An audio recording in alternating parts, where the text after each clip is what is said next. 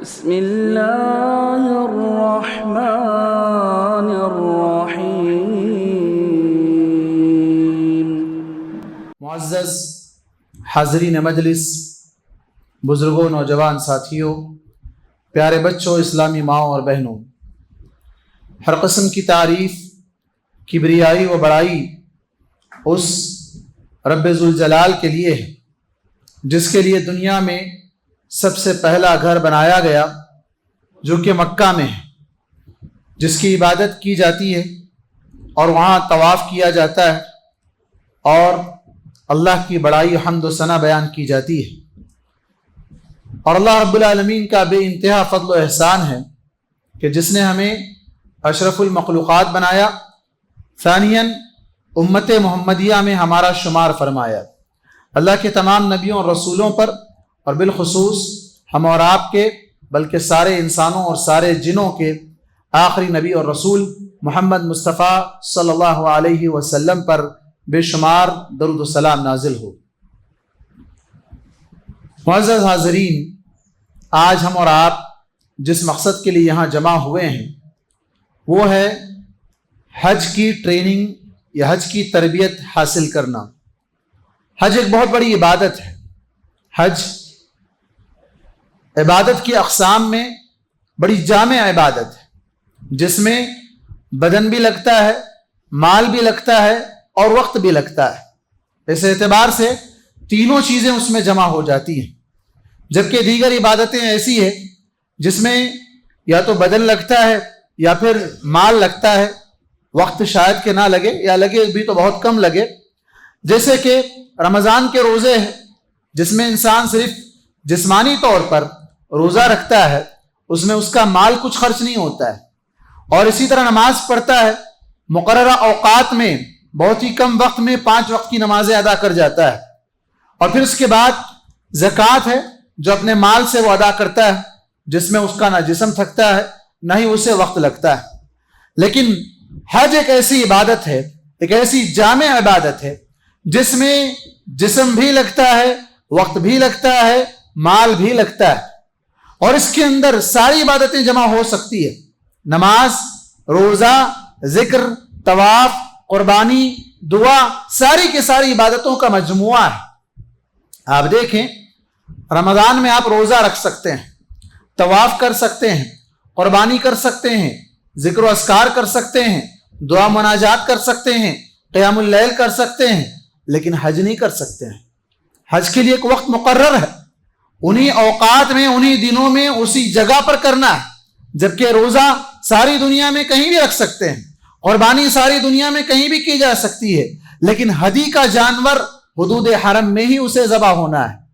تو اس اعتبار سے حج کو بڑی خاصیت حاصل ہے، ایک اسپیشل عبادت ہے، اور اتنی عظیم عبادت ہے کہ اللہ تبارک و تعالی نے اس کو تمام لوگوں پر نہیں بلکہ جو اس کی استطاعت رکھتے ہیں، اللہ تبارک و تعالی نے فرمایا وَلِلَّهِ عَلَى النَّاسِ، سارے لوگوں کو خطاب کیا۔ پہلے تو کہا کہ اللہ کا حق ہے سارے لوگوں پر کہ وہ حج البیت، اللہ کے گھر کا حج کریں۔ حج کا اصل لغوی معنی ہے ارادہ کرنا، عزم کرنا، پختہ ارادہ کر کے سفر کر کے جانا۔ یہاں مراد اس مخصوص طریقے سے جو اللہ کے نبی صلی اللہ علیہ وسلم نے سکھایا ہے، اس طریقے سے عبادت کرنا۔ حج بھی عبادت ہے اور دیگر کئی ایک عبادتیں ہیں۔ ہر عبادت اپنی جگہ اللہ کے نبی صلی اللہ علیہ وسلم کے طریقے کے مطابق ہی ہونا ہے، تبھی وہ عبادت قبول ہوگی۔ کوئی شخص اپنی مرضی سے عبادت کرنا چاہے، کوئی یہ کہے کہ میں عرفات نہیں جاؤں گا، بہت زیادہ رش ہے، بہت زیادہ بھیڑ ہے، میں جمرات کنکری مارنے نہیں جاؤں گا، میں وہاں جاؤں گا تو پھنس جاؤں گا، دب جاؤں گا یا میری جان نکل جائے گی، تو اس کا حج نہیں ہوگا۔ خذوا عنی مناسککم، اللہ کے نبی صلی اللہ علیہ وسلم نے فرمایا کہ مجھ سے اپنے عبادت کے طریقے سیکھ لو، عبادت کا طریقہ مجھ سے لو۔ مناسک، یہ منسک کی جمع ہے، عبادت کے سارے طریقے، جیسے کہ اللہ تبارک و تعالیٰ نے اسی لفظ کو قرآن مجید میں استعمال کیا، کہا قل ان صلاتی ونسکی ومحیای ومماتی للہ رب العالمین لا شریک لہ وبذلک امرت وانا اول المسلمین۔ اے نبی آپ کہہ دیجئے کہ یقیناً میری نماز اور میری قربانی، نماز صلاتی و نسکی، نسک قربانی کے لیے خاص طور پر استعمال ہوتا ہے، لیکن اللہ کے نبی صلی اللہ علیہ وسلم نے مناسک کا لفظ استعمال کر کے ساری ہی عبادتیں، قربانی بھی اپنی جگہ ایک عبادت ہے، حج بھی عبادت ہے، طواف بھی عبادت ہے، ساری چیزیں عبادت ہے، جتنی بھی عبادتیں ہیں، ونسکی میری وہ عبادت، ومحیایا میرا جینا، ومماتی اور میرا مرنا، للہ رب العالمین سب کا سب اللہ رب العالمین کے لیے، لا شریک لہو اس کا کوئی شریک نہیں۔ اسی چیز کو حاجی حج کے لیے تلبیے میں یہ لفظ استعمال کرتا ہے، لبیک اللہم لبیک، لبیک لا شریک لک لبیک، ان الحمد والنعمت لک والملک لا شریک لک، کہ میں حاضر ہوں، اللہ میں حاضر ہوں، تیرا کوئی شریک نہیں، ساری تعریفیں، سارا فضل و احسان تیرا ہے، تیرا کوئی شریک نہیں، میں حاضر ہوں۔ انسان اس بات کا اقرار کرتا ہے، لیکن افسوس جب حج کے لیے ماشاءاللہ پوری دنیا سے حاجی پہنچتے ہیں، دنیا کے چپے چپے سے، جیسا کہ ابراہیم علیہ السلام نے آذان دی تھی، آواز لگائی تھی، وہ اعلان کیا تھا، جب اللہ تبارک و تعالیٰ نے انہیں حکم دیا کہ تم آواز لگاؤ، وَأَذِّن فِي النَّاسِ بِالْحَجِّ، لوگوں میں حج کا اعلان کر دو۔ کہا ابراہیم علیہ السلام نے یہ پہاڑوں کی زمین جہاں سے آواز نہیں پہنچ پائے گی، جہاں سے آواز نہیں پہنچ پائے گی، اور یہاں رہنے والے کوئی لوگ بھی نہیں ہیں، بے آب و گیا چٹیل میدان میں اپنی بیوی اور بچے اسماعیل کو لا کر انہوں نے آپ بسایا تھا، اس گھر کی تعمیر کی، وَإِذْ يَرْفَعُ إِبْرَاهِيمُ الْقَوَاعِدَ مِنَ الْبَيْتِ وَإِسْمَاعِيلُ رَبَّنَا تَقَبَّلْ مِنَّا إِنَّكَ أَنْتَ السَّمِيعُ الْعَلِيمُ، گھر کو قائم کیا اس عمارت پر، اس بنیادوں پر جو آدم علیہ السلام کے زمانے میں بنایا گیا تھا، اسی مقام پر اس بنیاد کو پھر سے اونچا کیا، وہاں گھر کی تعمیر کی، اور کرتے ہوئے کہا ربنا تقبل منا، اللہ تو ہم سے قبول فرما لے۔ اللہ کے گھر کو بنانا بڑی بات نہیں ہے، بنانے کے بعد اس کو چلانا اور اس کے ساتھ ساتھ قبولیت کی دعا مانگنا، اور وہ قبولیت کا نتیجہ ہے قیامت تک اللہ تبارک و تعالیٰ نے اس گھر کو آباد رکھا ہے۔ روزانہ وہاں لاکھوں لوگ طواف کرتے ہیں، للطائفین والقائمین والرکع السجود، سجدہ کرنے والے سجدے میں مگن ہیں، رکوع کرنے والے رکوع میں ہیں، قیام کرنے والے قیام کر رہے ہیں، طواف کرنے والے طواف کر رہے ہیں۔ کہا گیا طہر بیتی، میرے گھر کو پاک صاف رکھو، وہ پہلا گھر جو اللہ کی عبادت کے لیے بنایا گیا، اول بیت وضع للناس للذی بمکہ، جو کہ مکے میں، اس گھر کی عظمت اور اس گھر کا مقام، اس گھر کی رفعت یہ ہے کہ اللہ تبارک و تعالیٰ نے وہاں پہنچنے والے ہر حاجی کو اتنی بڑی فضیلت بخشی ہے کہ جو شخص من حج فلم يرفث ولم يفسق رجع كيوم ولدته امه، اللہ کے لیے حج کر کے واپس آئے گا تو ایسے آئے گا جیسے ابھی ابھی پیدا ہوا ہے، اس کے جسم پر کوئی گناہ نہیں ہے۔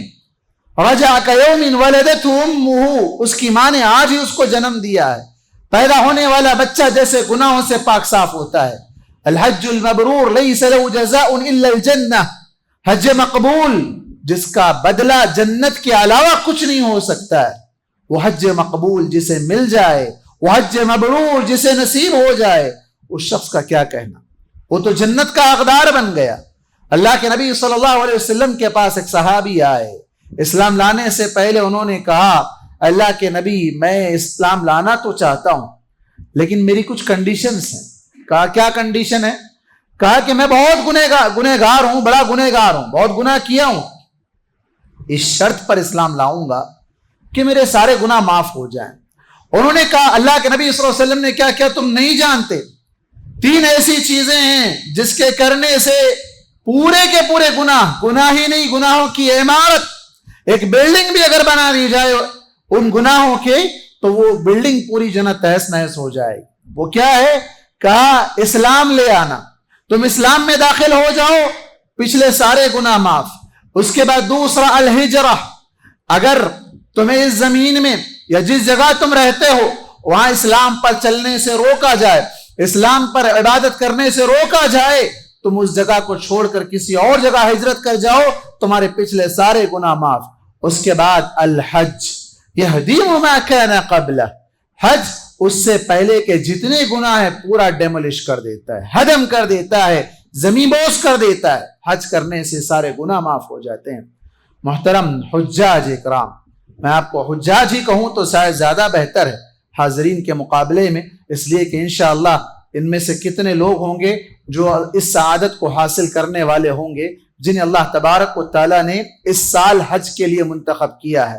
یہ بہت بڑی سعادت ہے، یہ بہت بڑی سعادت ہے۔ بہت سے لوگ اس کو یا تو اہمیت نہیں دیتے ہیں یا اس سے پہلے کئی بار جا چکے ہیں تو ان کے سامنے اس کی کوئی اہمیت ویسے بھی ختم ہو جاتی ہے، لیکن اس کی عظمت جو ابھی قرآن و حدیث کی روشنی میں نے آپ کے سامنے بیان کیا ہے، یہ اسی مقصد کے لیے کہ ایک بہت عظیم عبادت ہے۔ اس عظیم عبادت کو معمولی نہ سمجھیں، ان عبادت کے اوقات کو اور ان دنوں کو ضائع نہ کریں۔ بہت سے لوگ وہاں جاتے ہیں، حج کا موقع ہے، عمرے کا موقع ہے، رمضان کا موقع ہے، عبادت کرنے کے بجائے سوئے رہتے ہیں، بہت سے اوقات باہر مارکیٹنگ میں گزار دیتے ہیں، بہت گپ شپ میں، غیبت میں، چغلیوں میں، یا وہاں حکومت کی خرابیوں کو بیان کرنے میں پورا وقت اسی میں ضائع کر دیتے ہیں۔ مقصد یہاں سے جو لے کر گئے تھے حج کرنے کا، وہ مقصد فوت ہو جاتا ہے۔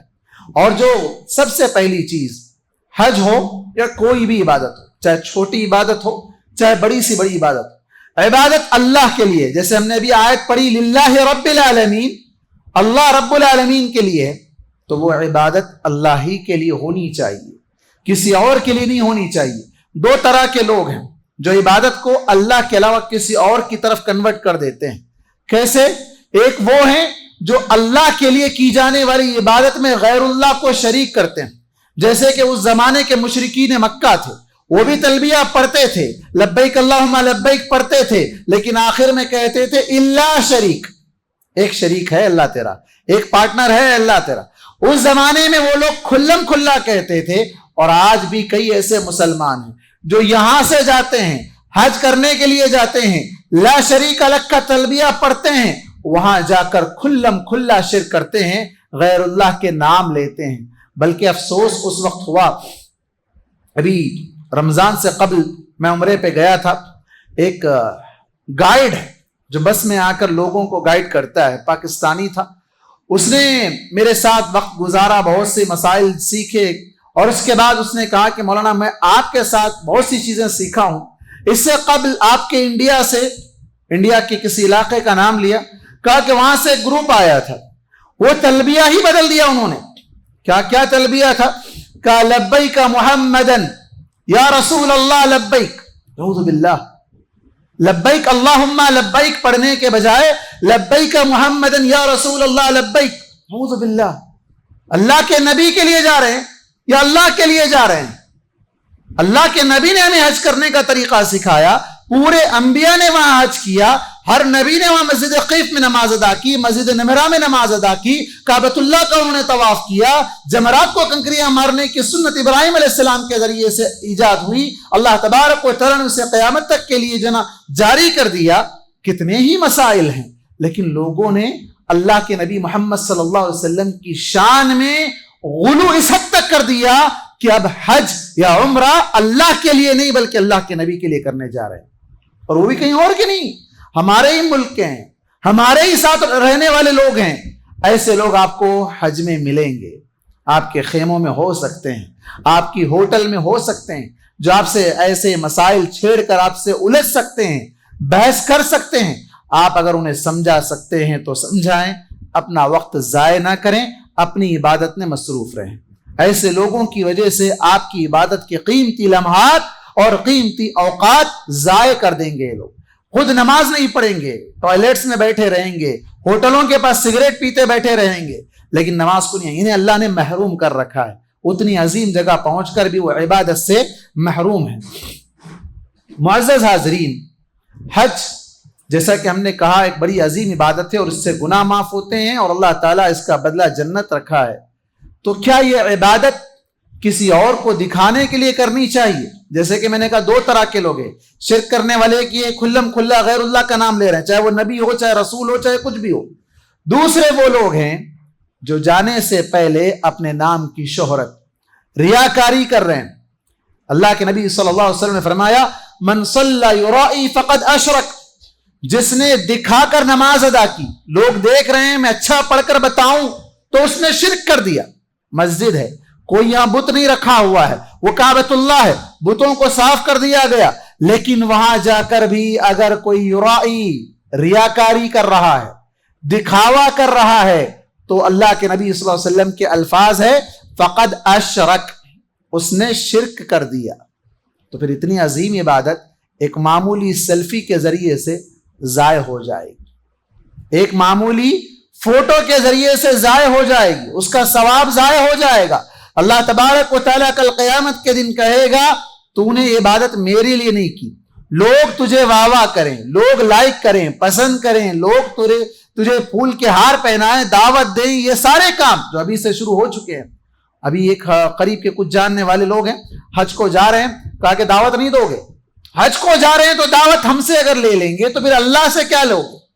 دنیا والوں سے دعوتیں اگر حاصل کر کے چلے جائیں گے تو پھر اللہ سے کیا لو؟ اچھا یہاں سے دعوت کھا کے جاتے ہیں، وہاں جا کر سب کا نام یاد رکھنا ہے، کتنوں سے دعوت کھائے تھے، ان کو جانماز دینا ہے، ان کو کھجور دینا ہے، ان کو فلاں دینا ہے، فلاں دینا ہے۔ بھائی دعوت کھاتے کیوں ہو اور پھر وہاں جا کر شاپنگ میں وقت ضائع کرتے کیوں ہو؟ عبادت کے قیمتی لمحات کو اس طرح ضائع کیوں کرتے ہو؟ تو ریاکاری سے اپنے آپ کو پاک کر لیجئے۔ پہلی چیز، وہ لوگ دوسرے ہیں جو کھلم کھلا شرک کرتے ہیں، اور یہ لوگ وہ ہیں جو فون کے ذریعے سے یا لوگوں کو بتا کر، بلکہ پچھلا زمانہ ایسا بھی تھا لوگ پیپر میں دیتے تھے، آج بھی شاید کچھ لوگ دیتے ہیں، لیکن ویسے آج کل سوشل میڈیا کا دور آ گیا تو تھوڑا پرنٹ میڈیا کا اثر کم ہو گیا، ویسے پیپر میں بھی دیتے ہیں حج کو روانگی ہے، فلاں دن کو فلاں صاحب فلاں فلائٹ سے حیدرآباد سے بذریعہ فلائٹ سعودی ایئر لائنز جدہ جا رہے ہیں، حج کے لیے نکل رہے ہیں، روانہ ہو رہے ہیں۔ کیا ضرورت ہے؟ فوٹو کے ساتھ ڈالتے ہیں۔ یہ سب کام آپ کی عبادت کو نقصان پہنچانے والے ہیں۔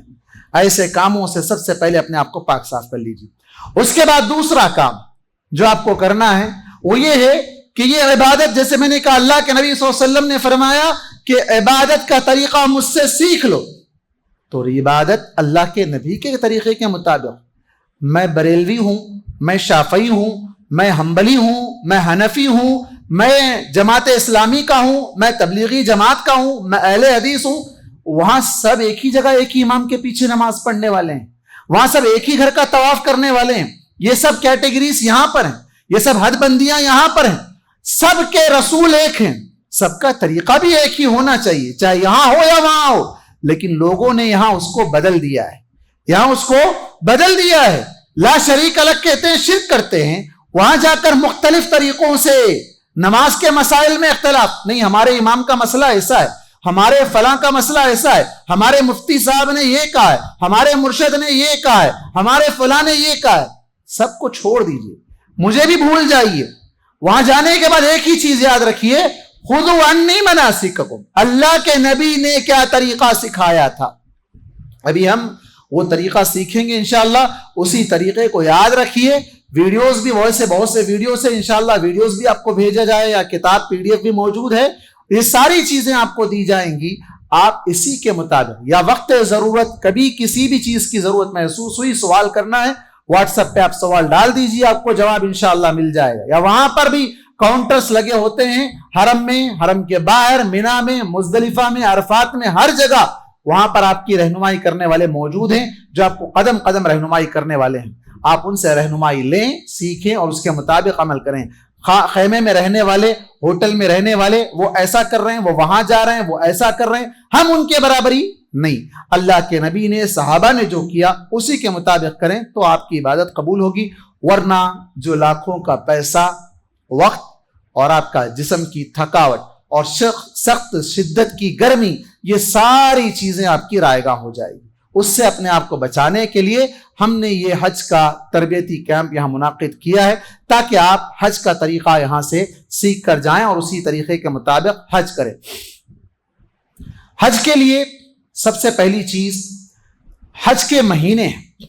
اللہ تبارک و تعالیٰ نے شوال، ذوالقعدہ اور ذوالحجہ کے 10 دن، یہ تقریباً 60 سے 70 دن کا یہ جو لمحہ ہے، اس کو حج کے ایام کہا۔ اللہ تبارک و تعالیٰ نے فرمایا الحج اشہر معلومات، حج کے مہینے ہیں، معلومات معلوم ہے، اللہ نے اس کو واضح کر دیا ہے.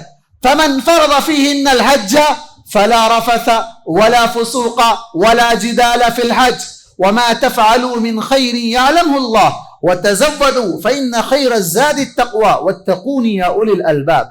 اللہ نے فرمایا کہ حج کے کچھ خاص مہینے ہیں، انہی مہینوں میں. اب حج کے مہینے کہا گیا تو اس کا یہ مطلب نہیں کہ شوال میں ہی حج ہو جائے گا. اگر کوئی شخص حج تمتع کا ارادہ کرتا ہے، اب یہ کیا چیز ہے میں آگے بتاؤں گا. حج کی 3 قسمیں ہیں، حج افراد، حج قران، حج تمتع. جو حج تمتع کرنا چاہتا ہے وہ شوال کے مہینے میں ہی عمرہ کر کے احرام اتار دے، اس پر گویا کہ اب وہ حج فرض ہو گیا. اگر حج کی نیت کر کے اس نے عمرہ کیا ہے، ایسے ہی بہت سے لوگ ابھی بھی عمرہ کر رہے ہیں، عمرہ کر کے واپس آ جائیں گے، ان کی نیت حج کرنے کی نہیں ہے، وہ صرف عمرہ ہے. لیکن اگر کوئی شخص عمرے کی نیت سے جائے اور عمرہ کر لے، پھر ساتھ میں حج بھی اس کا کرنا مقصود ہو، تو وہ ابھی عمرہ کر کے فارغ ہو جائے گا. پھر 8 ذی الحجہ کو اپنے مقام سے مکے میں جس جگہ وہ رہتا ہے وہیں سے احرام باندھ کے سیدھا مینا چلا جائے گا. تو حج کے یہ مہینے ہیں. اللہ تبارک و تعالیٰ نے کہا فمن فرض فیہن الحج، جس نے ان مہینوں میں اپنے آپ پر حج کو فرض کر لیا، مطلب حج کا ارادہ کر لیا، پیسے بند دیا، اس کا جو نا ویزا بھی آ گیا، سارا پروسیجر اس کا کمپلیٹ ہو گیا، حج کو جانا اس کا یقینی ہو گیا. فلا رفث، یہ مہینوں میں کوئی گناہ نہیں کرنا ہے. ویسے تو عام دنوں میں بھی نہیں کرنا ہے، لیکن خاص طور پر جس نے حج کو فرض کر لیا ہے اسے خاص طور پر بچنا ہے. فلا رفث ولا فسوق ولا جدال فی الحج. حج کے دنوں میں، حج کے وہاں پہنچنے کے بعد مکے میں خاص طور پر کہا گیا وَمَن يُرِدْ فِيهِ بِإِلْحَادٍ بِظُلْمٍ نُذِقْهُ مِنْ عَذَابٍ عَلِيمٍ. جو یہاں مکے میں لڑائی جھگڑا یا برائی کا ارادہ کرے، برائی نہ کرا، برائی کا ارادہ کر رہا ہے، تو بِظُلْمٍ نُذِقْ، ہم اس کو سخت عذاب چکائیں گے، من عذاب علیم، دردناک عذاب چکائیں گے. تو برائی کا ارادہ بھی نہیں کرنا ہے، برائی کرنا تو بہت دور کی بات ہے. ولا جدال، لڑائی جھگڑا نہیں کرنا ہے.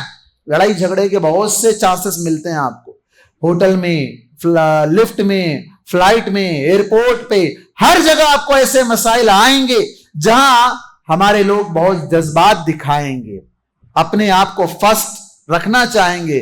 وہاں آپ کو صبر کا مظاہرہ کرنا ہے، وہاں آپ کو بتانا ہے کہ آپ حج کرنے کے اللہ کی خاطر اپنی انا کو، اپنی قوت کو، اپنی طاقت کو، اپنی زبان کو، سب چیزوں کو آپ کنٹرول کر رہے ہیں، تبھی جا کر وہ حج ہوگا. للہ، اللہ کے لیے کرنا ہے، بتانے کے لیے نہیں کرنا ہے. تو آپ کو ان ساری چیزوں کو قابو میں رکھنا ہے. اس لیے کہ آگے کہا گیا وَلَا جِدَالَ فِي الْحَجِّ وَمَا تَفْعَلُوا مِنْ خَيْرٍ. آپ اس حج میں آپ جو بھی بھلائی کا کام کریں گے اللہ جانتا ہے. وَتَزَوَّدُوا فَإِنَّ خَيْرَ الزَّادِ التَّقْوَىٰ. سفر کے لیے نکلنا ہے تو سب سے اہم توشہ، کھانے کے لیے کیا لے جانا ہے؟ عام طور پر ٹفن لے جاتے ہیں، کھانے کے لیے یہ ساری چیزیں ہم یہاں سے لے جاتے ہیں. اگر گورنمنٹ سے جا رہے ہیں لوگ تو وہاں پکوان کا انتظام کرنے کے لیے راشن لے جانا ہے، یا ہوٹل میں خرید کے کھانا ہے، یہاں سے کچھ جو ہے نا تیاری کر کے لے جانا ہے. لیکن اگر کوئی پرائیویٹ سے جا رہا ہے تو اس کو ٹینشن نہیں ہے، وہ ہوٹل والا کھلا دے گا، گروپ والا کھلا دے گا، مسئلہ نہیں ہے. تو یہ چیزوں پر ہمارا فوکس ہوتا ہے. قرآن کہتا ہے یہ چیزیں بازو رکھو. سب سے اہم توشہ جو ساتھ میں یہاں سے لے جانا ہے وہ کیا ہے؟ فَإِنَّ خَيْرَ الزَّادِ، سب سے بہترین توشہ تقویٰ ہے. فَإِنَّ خَيْرَ الزَّادِ التَّقْوَىٰ وَاتَّقُونِ يَا أُولِي الْأَلْبَابِ. اے عقل مندو مجھ سے ڈرو. اے عقل مندو، عقل مند کا لفظ استعمال کیا اللہ تبارک و تعالیٰ نے. تم کو اگر عقل ہے تو تقویٰ اصل چیز یہاں سے لے جاؤ وہاں جا کر. اور یہی وجہ ہے مکے میں اتنی لاکھوں کی بھیڑ ہوتی ہے. کبھی چوری ہو گئی، کسی کوئی مس ہو گیا، گم ہو گیا تو وہ ملا ہی نہیں، یا یہ کہ کسی عورت کے ساتھ نعوذ باللہ کوئی غلط حرکت ہو گئی، کوئی کسی کو دیکھنے لگ گیا. ایسی کوئی برائی، ایسی کوئی گندی باتیں آپ کے کانوں میں کبھی سننے کو نہیں ملیں گی. کیوں؟ اسلام یہ تربیت، یہ ٹریننگ دیتا ہے کہ وہاں پہنچنے سے پہلے دل، دماغ، آنکھ، ساری چیزوں کو پاک صاف کر کے جاؤ. وَاتَّقُونِ، مجھ سے ڈرو. یہ ساری چیزوں کو پاک صاف کر کے وہاں جاؤ. ویسے آپ دیکھتے ہیں ہمارے ملک میں بھی اس طرح کا مجمع جمع ہوتا ہے، بھیڑ جمع ہوتی ہے عبادت کے نام پر. ان کے اپنے طور طریقے ہیں. لیکن وہاں کیا کچھ نہیں ہوتا ہے، کیا کچھ ہوا ہے، کیا کچھ ہوتے آ رہا ہے، آپ سب جانتے ہیں. یہ تفصیلات بتانے کا وقت نہیں ہے، ہمارا مقصد وہ نہیں ہے. لیکن ہم یہاں جو تربیت دے کر بھیجتے ہیں، دنیا کے ہر علاقے سے آتے ہیں، ہر الگ الگ زبان بولنے والے ہیں، ہر جگہ کے لوگ ہیں، ان کی زبانیں الگ ہیں، ان کا رنگ الگ ہے، ان کی ہر چیز الگ ہے. اس کے باوجود سب ایک روٹین میں عمرہ کر رہے ہیں تو طواف ایک ساتھ کر رہے ہیں، مینا جا رہے ہیں تو ایک ساتھ جا رہے ہیں، عرفات جا رہے ہیں تو ایک ساتھ وہاں جا رہے ہیں، عرفات سے واپس مزدلفہ آ رہے ہیں، قیام کر رہے ہیں رات میں. کوئی یہ نہیں کہتا کہ نہیں میں دن میں ہی چلا جاؤں. اور وہاں کوئی ایک دوسرے سے الجھنا کرنا، ان ساری چیزوں پر قابو کرنا چاہیے. یہیں سے ہم کو احتیاط کرنا ہے.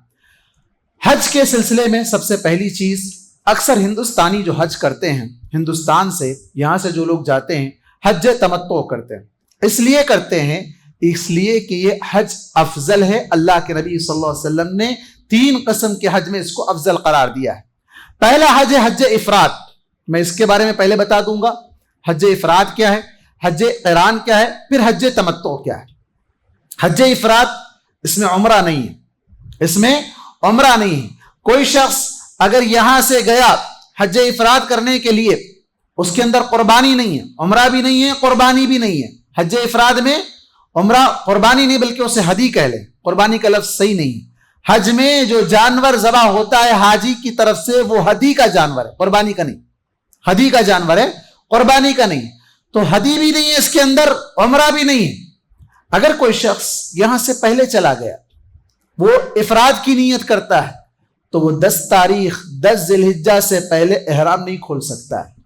10 ذی الحجہ سے پہلے احرام کا کپڑا نہیں اتار سکتا ہے.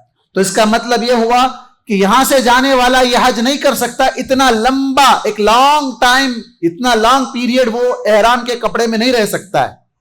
تو عام طور پر یہاں سے جاتے ہی عمرہ کر لیتے ہیں، عمرہ کر کے احرام اتار کر پھر سادے کپڑے پہن لیتے ہیں، پھر اس کے بعد 8 تاریخ کو احرام باندھتے ہیں. اب یہ حج تمتع ہے. دوسرا ہے حج قران.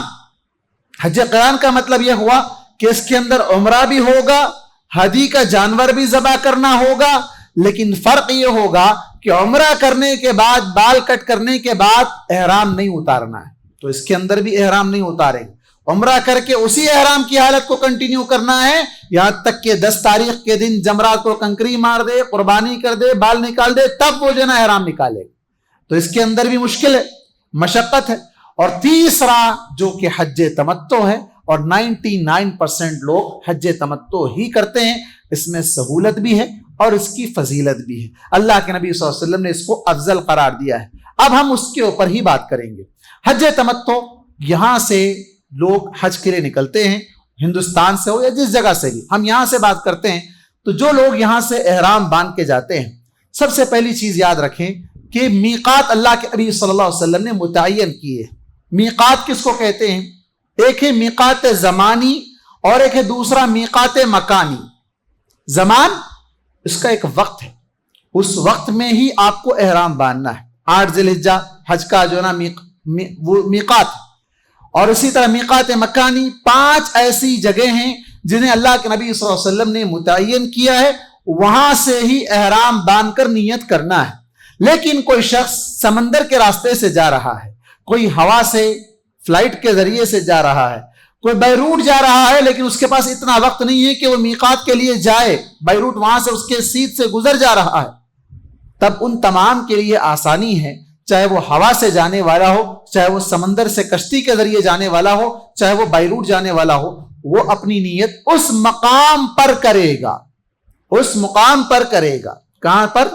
میقات پر. بہت سے لوگ یہاں سے نکلتے ہیں، حج کمیٹی سے، حج ہاؤس سے نکلتے ہیں، یہیں سے تلبیہ کی گونج ہوتی ہے، یہیں سے احرام پہن کر ان کو لے جاتے ہیں اور یہیں سے وہ نیت بھی کروا دیتے ہیں، جبکہ نیت یہاں کرنے کی نہیں ہے. گزشتہ سال ایک ٹریولز والے سے ہماری گفتگو ہوئی، اس مسئلے پر وہ بحث کرنے لگ گیا تھا کہ میقات کچھ نہیں ہے، آدمی اپنے گھر سے نیت کر کے نکل جائے. اللہ کے نبی نے کہا خذوا عنی مناسککم، طریقہ مجھ سے سیکھو. اللہ کے نبی صلی اللہ علیہ وسلم گھر سے احرام نہیں باندھے، مدینے میں ذوالحلیفہ، ابیار علی جس کو کہا جاتا ہے، وہاں سے آپ نے میقات سے احرام باندھا، وہاں سے آپ صلی اللہ علیہ وسلم نے نیت کی ہے. تو 5 میقاتیں، ابیار علی، ذوالحلیفہ جسے کہا جاتا ہے، جحفہ ہے، یلملم ہے، اور اسی طرح سیل الکبیر جو طائف کی میقات ہے، اور بھی دوسرے مقامات ہیں جہاں سے آنے والوں کو، یمن سے آنے والے، دیگر علاقوں سے آنے والوں کے لیے 5 میقات متعین کیے۔ اب ہم یہاں سے جو ہمارا سفر شروع ہوگا، چاہے وہ حج کمیٹی سے جا رہے ہوں یا پرائیویٹ ٹریول سے جا رہے ہوں، فلائٹ میں بیٹھنے سے قبل اگر آپ کی فلائٹ ڈائریکٹ جدہ جا رہی ہے، بعض ٹریولز یا حج کمیٹی کے ذریعے جانے والے پہلے مدینہ بھی جا رہے ہیں، فلائٹ ان کی سیدھا مدینہ ہے، تو وہ احرام نہیں پہن کے جائیں گے، وہ بغیر احرام کے اپنے سادے کپڑے میں یہاں سے جائیں گے۔ مدینے سے جب مکے کی طرف بس کے ذریعے سے نکلیں گے اس وقت وہ میقات پہ احرام باندھیں۔ لیکن جو فلائٹ سے جا رہے ہیں وہ احرام گھر پہ بھی پہن سکتے ہیں، ایئرپورٹ پہ بھی اگر ہو سکا تو پہن سکتے ہیں، لیکن بہتر ہے ایئرپورٹ پہ مشکل ہوگا۔ سعودی ایئر لائنز ہے تو اور بہتر ہے، سعودی ایئر لائنز میں پیچھے نماز کے لیے جگہ ہوتی ہے، وہاں پر بھی وہ احرام باندھ سکتے ہیں۔ اور سب سے اہم چیز ہے میقات کا اناؤنسمنٹ۔ میقات جو جحفہ کی میقات عموماً لگتی ہے، پہلے سمندر سے جانے والوں کے لیے یلملم کی میقات لگتی تھی، آج کل جو ہم نے دیکھا ہے ڈسپلے پہ جو دکھاتا ہے فلائٹ میں جحفہ وہاں سے ہو کر گزر رہا ہے، تو وہاں جحفہ دکھاتا ہے کہ جحفہ سے فلائٹ گزر رہا ہے۔ بہرحال جو میقات سے بھی گزر رہا ہے، یاد رکھیں کہ جدہ آنے سے آدھا گھنٹہ پہلے یا 25 منٹ پہلے میقات آتی ہے عموماً۔ یہ ضروری نہیں ہے، فلائٹ کی اسپیڈ پر ڈیپینڈ کرتا ہے، عموماً عام طور پر جو اب تک جو چل رہا ہے وہ آدھا گھنٹہ پہلے عموماً میقات آتی۔ سعودی ایئر لائنز میں اناؤنسمنٹ ہوتا ہے، ٹی وی پہ ڈسپلے پہ آپ کو بتایا بھی جاتا ہے، نکلنے ہی بتا دیا جاتا ہے، آنے سے 1 گھنٹہ پہلے بتایا جاتا ہے، پھر آدھا گھنٹہ پہلے بتاتے ہیں، پھر جیسے ہی وقت آتا ہے تب پھر بتاتے ہیں کہ جو لوگ بھی حج یا عمرے کی نیت کرنا چاہتے ہیں، ہم اب میقات سے گزر رہے ہیں، وہ یہاں پر اپنی نیت کر لیں۔ اب نیت کیا کرنا ہے؟ جو لوگ حج تمتع کے لیے جا رہے ہیں ان کے لیے جیسے ہم نے بتایا کہ پہلے عمرہ کرنا ہے، ان کے لیے پہلے کیا کرنا ہے؟ عمرہ کرنا ہے۔ تو آسان نیت کے الفاظ ہیں، 3 لفظ ہیں، اللہم لبیک عمرتن، وہ صرف عمرہ کرنے کی نیت کرنا، اگرچہ کہ حج ان کا ہے مقصد، اس کے اندر 2 اور اضافہ بھی کیا جا سکتا ہے، متمتعا بها الى الحج، یہ عمرہ ہے لیکن ہمارا مقصد حج تک، اس کو تمتع کے ذریعے سے حج تک پہنچنا ہے۔ تمتع کا اصل معنی کیا ہے؟ فائدہ اٹھانا۔ فائدہ اٹھانے کا کیا مطلب ہے؟ فائدہ اٹھانے کا مطلب یہ ہے کہ آپ احرام کے کپڑے اتار کے سادے کپڑے پہن سکتے ہیں، اور احرام کی جو قید ہے، خوشبو نہیں لگانا، بال نہیں کاٹنا، ناخن نہیں کاٹنا، موزے نہیں پہننا، بہت سی چیزیں جو ابھی بتائیں گے آپ کو انشاءاللہ، تو یہ ساری چیزوں سے آپ پاک ہو جاتے ہیں، آپ آسانی سے ان ساری چیزوں کو استعمال کر سکتے ہیں حج تمتع کے اندر۔ تو یہاں آپ کو نیت کرنا ہے اللہم لبیک عمرتن، اس کو آپ آگے پیچھے بھی کر سکتے ہیں، لبیک اللہم عمرتن یا اللہم لبیک عمرتن۔ اگر خود کی طرف سے کر رہے ہیں، کسی اور کی طرف سے آپ حج کرنے کے لیے جا رہے ہیں، تو اللہم لبیک عمرتن، یہ 3 لفظ کہہ کر چوتھا لفظ ایڈ کریں گے ان، عین نون ان کہہ کر ان کا نام لیں گے، چاہے وہ جو بھی ہوں۔ اب کس کی طرف سے حج کر سکتے ہیں؟ کن کی طرف سے حج کیا جا سکتا ہے؟ اور حج کب کیا جا سکتا ہے؟ دوسروں کی طرف سے۔ جو شخص پہلا اپنا حج کر چکا ہو وہی دوسرے کی طرف سے حج کر سکتا ہے، وہی شخص دوسرے کی طرف سے حج کر سکتا ہے۔ جس نے اپنا خود کا حج نہیں کیا ہے وہ دوسروں کی طرف سے حج نہیں کر سکتا ہے، چاہے وہ عمرہ ہو یا حج، اسے دوسروں کی طرف سے حج کرنے کی اجازت نہیں۔ اب کن کی طرف سے حج کر سکتا ہے؟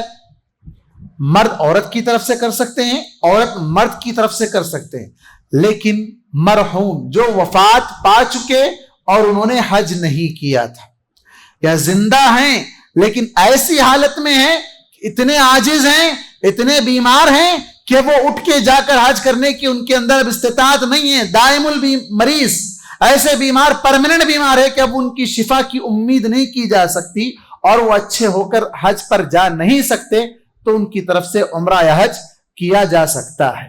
اس کے علاوہ کسی اور کی طرف سے صحت مند شخص نہیں، ان کے پاس پیسے نہیں ہیں، میں ان کی طرف سے کر رہا ہوں، پیسے اللہ تعالیٰ بعد میں دے سکتا ہے، اللہ تعالیٰ انہیں نواز سکتا ہے، اللہ انہیں دولت دے سکتا ہے، تو ان کی طرف سے حج نہیں کیا جا سکتا ہے۔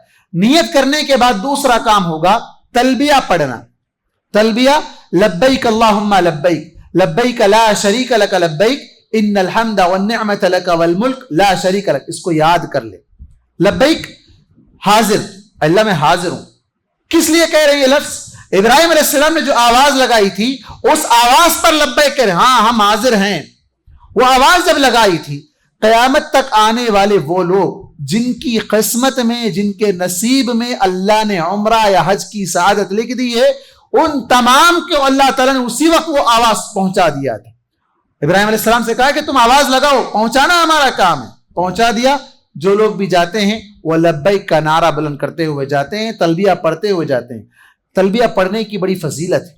अल्लाह के नबी सल्लल्लाहु अलैहि वसल्लम ने फरमाया कि तलबिया की आवाज जहां तक जाएगी, वो उस इलाके के सारे दरख्त, सारे कंकर, सारे पत्थर, हर चीज कल क़यामत के दिन उस तलबिया पढ़ने वाले के बारे में गवाही देगी।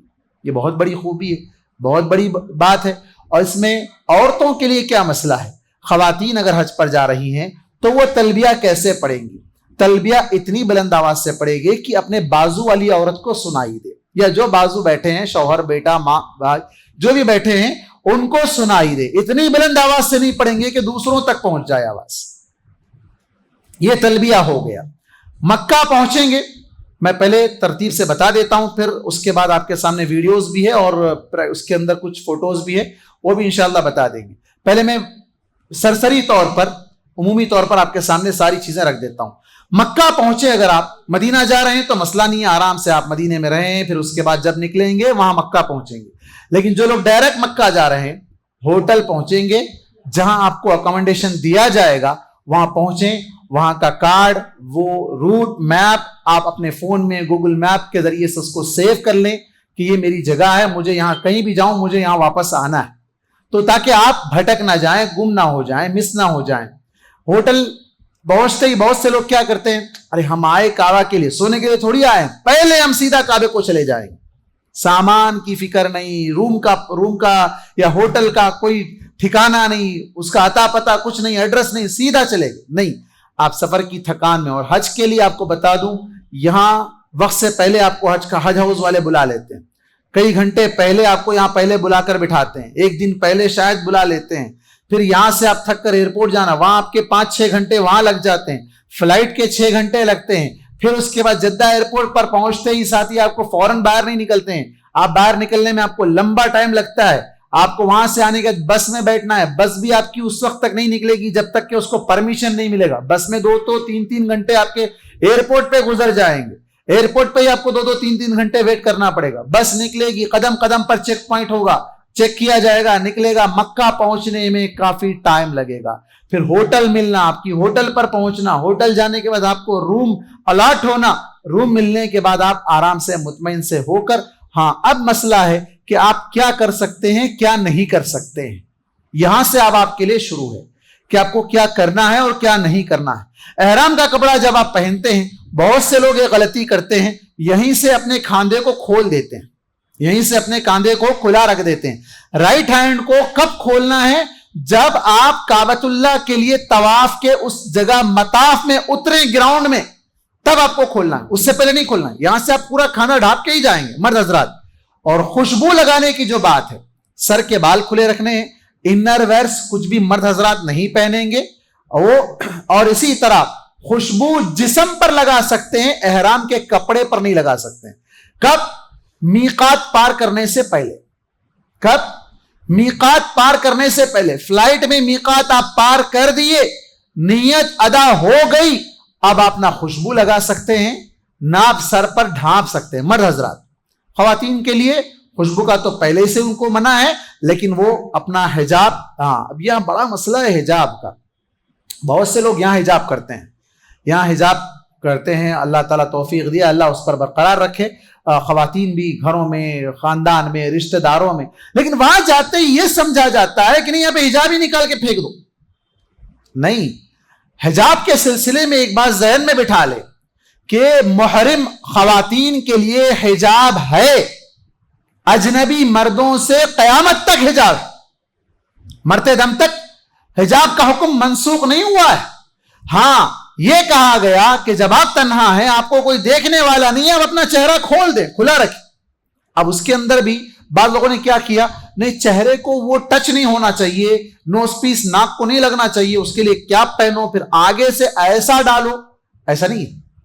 حجاب آپ چہرے کو ٹچ ہو سکتا ہے, کوئی حرج نہیں ہے. حضرت عائشہ رضی اللہ عنہا کی حدیث ہے کہ ہم جب طواف کرتے ہوتے یا ہم جو نا احرام کی حالت میں ہوتے, اجنبی لوگوں سے جب سامنا ہوتا تو ہم فوراً اپنا نقاب ڈال لیتی. لیکن افسوس آپ دیکھیں گے دنیا کے کئی علاقوں سے آنے والے اور بالخصوص ہمارے علاقے سے جانے والے بھی یہاں سے نکلنے سے لے کر واپس آنے تک احرام کی حالت ہی سمجھ لیتے ہیں اور پورا چہرہ کھلا ہی رکھ دیتے ہیں.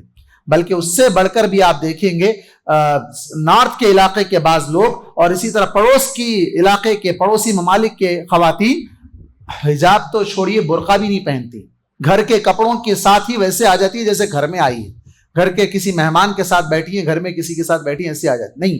بلکہ حجاب تو وہاں بدرجہ اولا کرنا ہے, وہاں لاکھوں کی تعداد میں لوگ ہیں, ہر جگہ کیمرے لگے ہوئے ہیں, پوری دنیا دیکھ رہی ہے, لائیو ٹیلی کاسٹ ہو رہا ہے, کون نہیں دیکھ رہا ہے, ساری دنیا میں جو نہ آ رہا ہے.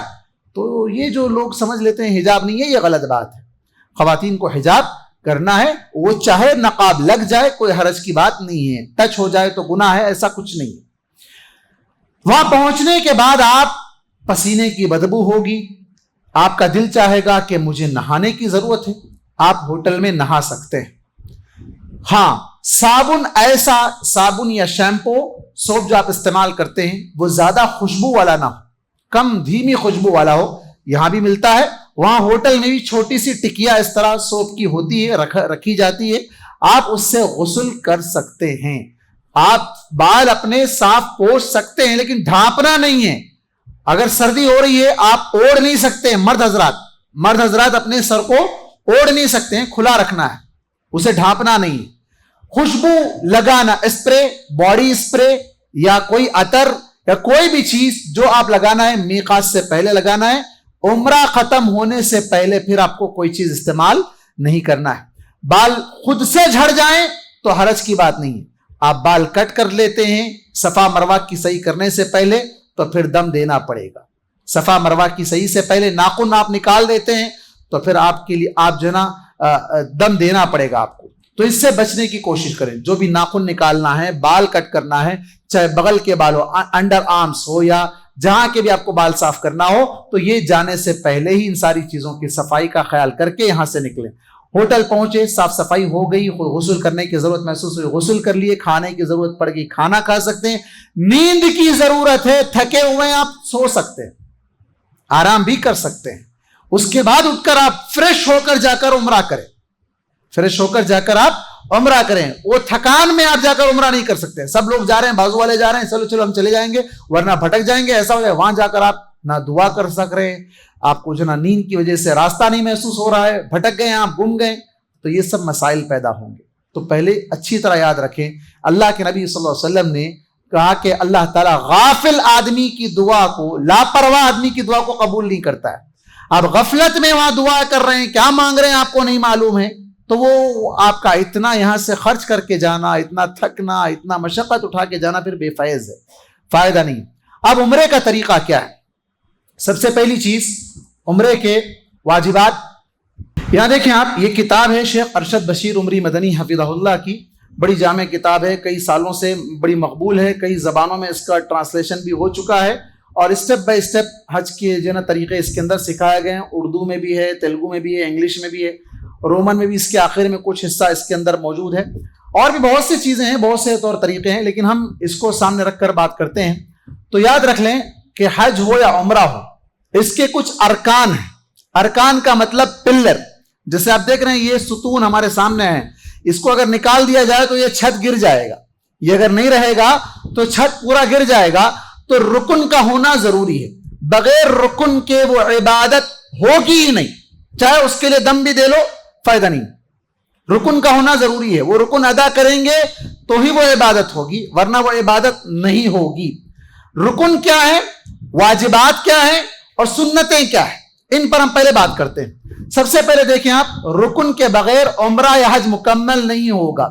جان بوجھ کر یا انجانے میں واجب چھوٹ جائے تو دم بکرا ذبح کرنا, اس سے اس کی تلافی ہو سکتی ہے, جس کو حدود حرم میں ذبح کرتے ہوئے فقراء مکہ میں تقسیم کر دیا جائے. اگر کوئی واجب چھوٹ گیا، واجب کیا ہے نیچے آ رہا ہے، اگر کوئی واجب عمل چھوٹ گیا، جان بوجھ کر چھوٹ گیا یا بھول کر چھوٹ گیا یا عاجز آ کر نہیں کر سکے، بیمار ہو گئے، کچھ ہو گیا جس کی وجہ سے آپ وہ نہیں کر سکے، تو اس کا دم دے سکتے ہیں۔ دم کا مطلب کیا ہے؟ ایک بکرا حدود حرم، مکے کے حدود میں ہی اسے ذبح کر کے وہ گوشت وہیں پر تقسیم کر دینا ہے۔ وہ دم دینے سے وہ واجب کی تلافی ہو سکتی ہے، لیکن اگر کوئی رکن ادا نہ ہو تو وہ بکرا ذبح کرنے سے نہیں ہوگا جب تک کہ وہ رکن کو ہی ادا نہ کیا جائے، وہ رکن کو ہی ادا کرنا پڑے گا۔ آپ دیکھتے ہیں حج کی پہلے شرطیں کیا ہے، کنڈیشنز کیا ہیں؟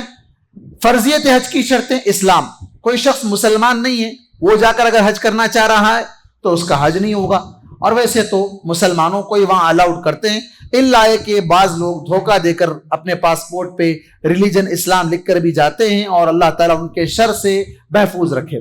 دوسری چیز ہے بلوغت، بالغ ہونا، میچر ہونا، بالغ ہونا ضروری ہے۔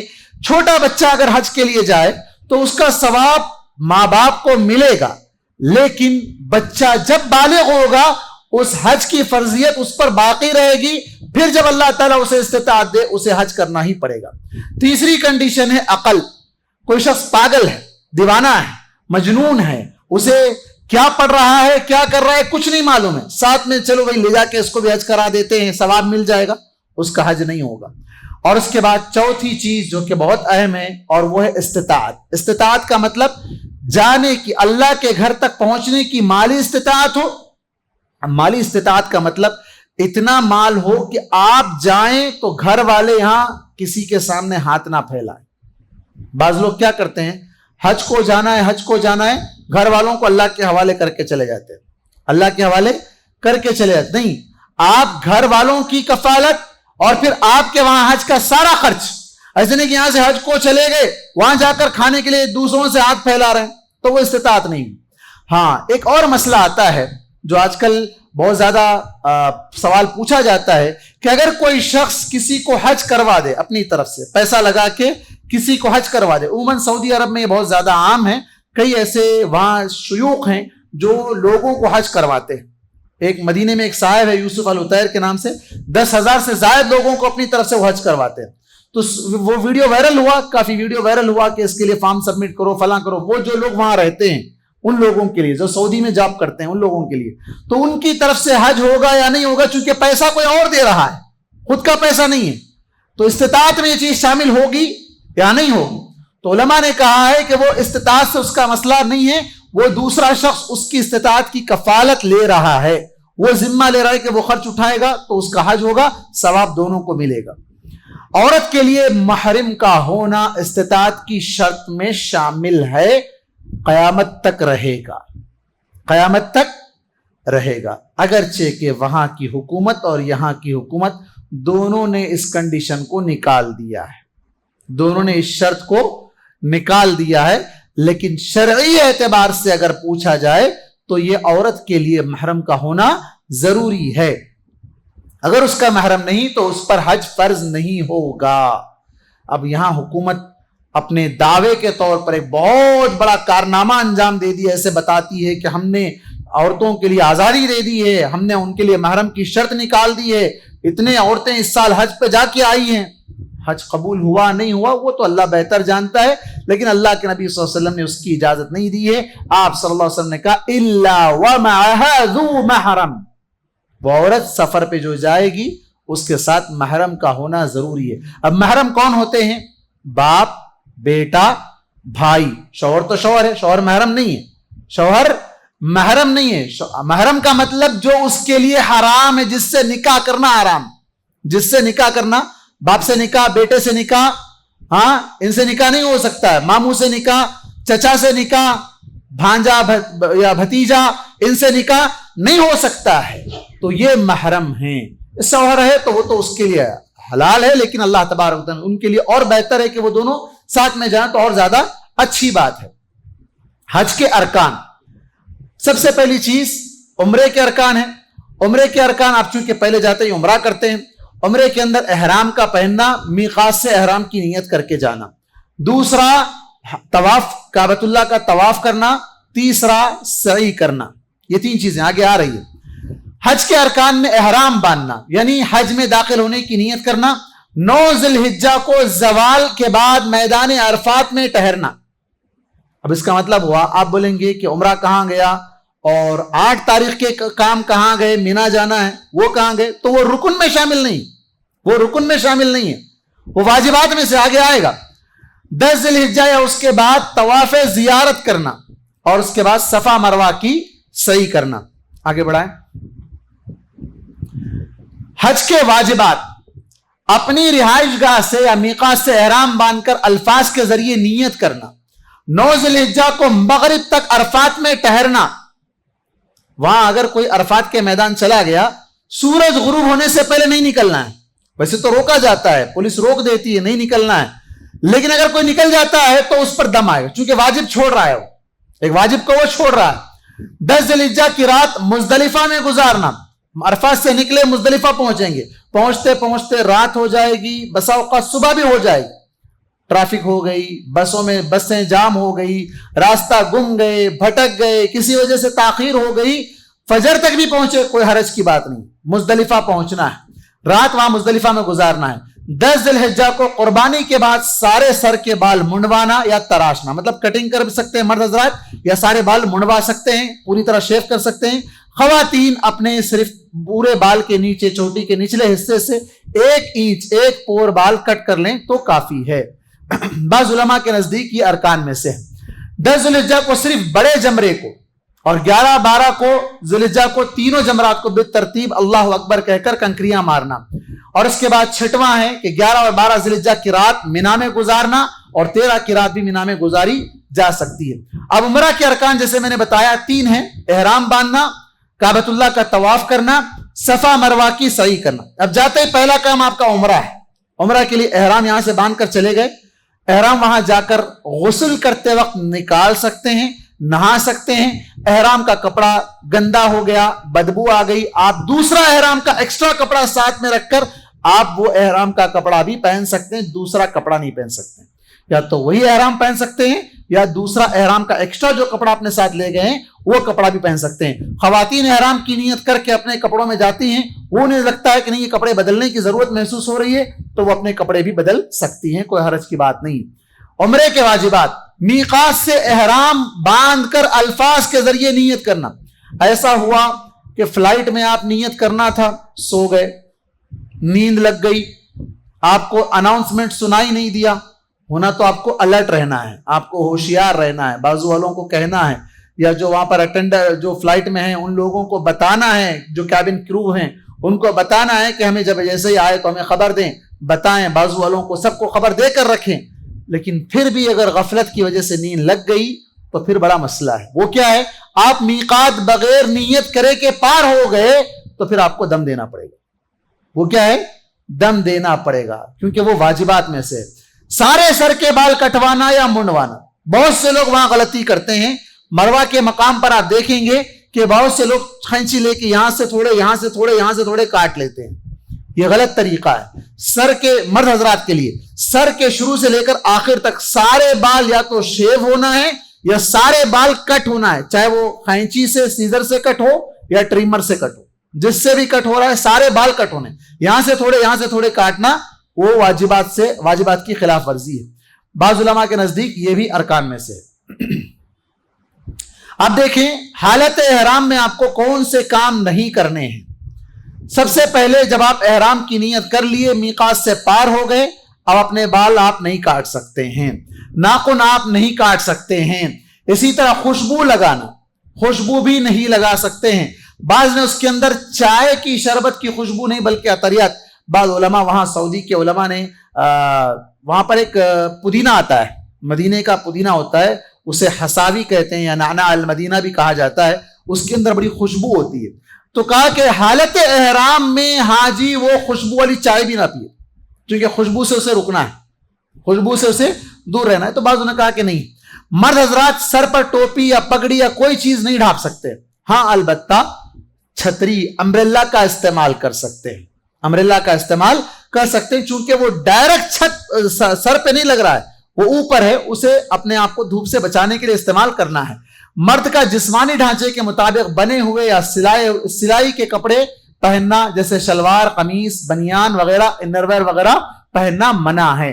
خواتین کے لیے دستانہ اور نقاب اوڑھنا، دستانہ جو ہاتھ میں پہنتے ہیں گلوز، وہ انہیں پہننے سے روکا گیا ہے، اور اسی طرح نقاب کی جیسے بات کی یہاں پر آئی ہے کہ کھلا رکھنا نہیں ہے، یہاں جب وہ احرام میں گزر رہی ہیں، حالت میقات سے گزر رہی ہیں تو کھلا رکھیں گی، فلائٹ میں سیٹ پہ بیٹھی ہوئی ہیں، بس میں بیٹھی ہوئی ہیں، کوئی دیکھنے والا نہیں ہے، بیٹھی ہوئی ہے تو اپنا چہرہ کھلا رکھے، لیکن جیسے ہی اتر رہے ہیں سب لوگ دیکھ رہے ہیں تو وہ ڈھانپ لے گی، اپنے آپ کو وہ بچا سکتی ہے۔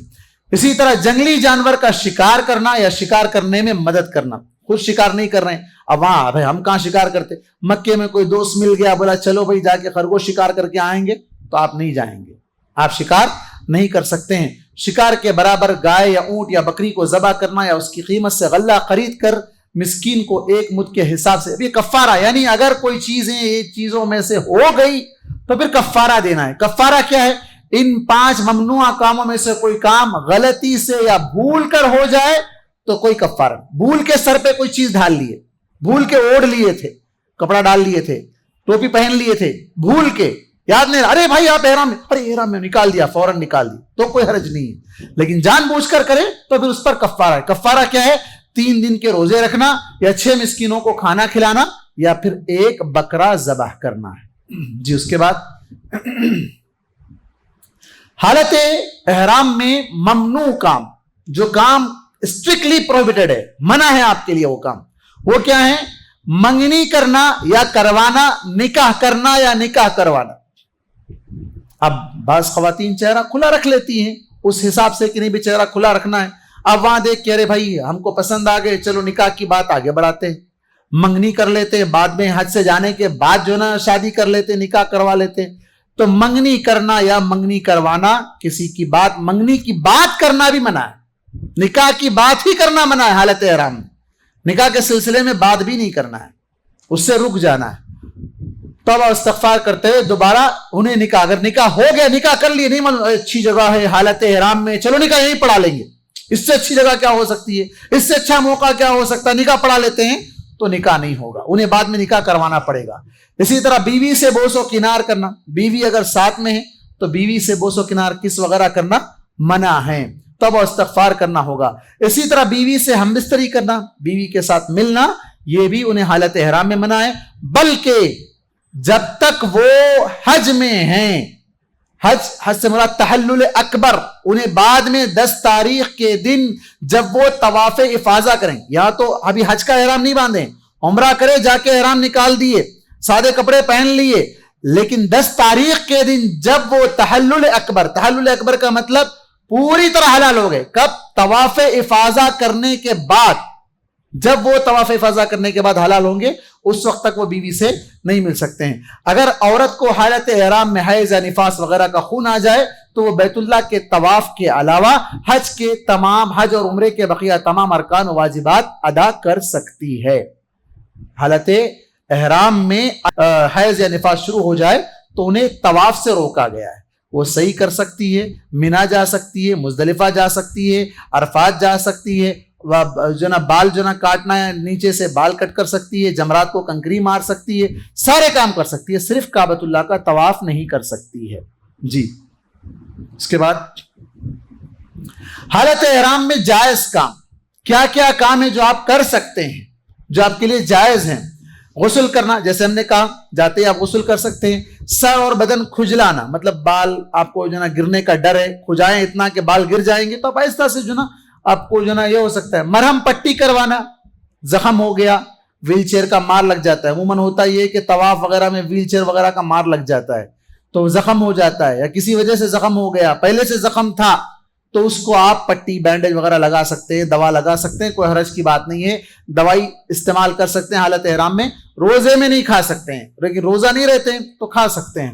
آنکھوں میں سرما یا دوا ڈالنا، موذی جانور، کوئی چیز آپ کو جو نا روم میں یا کہیں آپ کو جو نا تکلیف دینے والا جانور آ گیا، بھئی حالت احرام میں نہیں مار سکتے، نہیں، آپ اس کو مار سکتے ہیں چونکہ آپ کو تکلیف پہنچانے والا ہے۔ احرام کی چادریں بدلنا، جیسے میں نے کہا کہ کپڑا اگر آپ ایکسٹرا لے کر گئے تو کپڑا بھی آپ بدل سکتے ہیں۔ انگوٹھی، اینک، چشمہ، पर्स, पट्टी, छतरी वगैरह इस्तेमाल कर सकते हैं।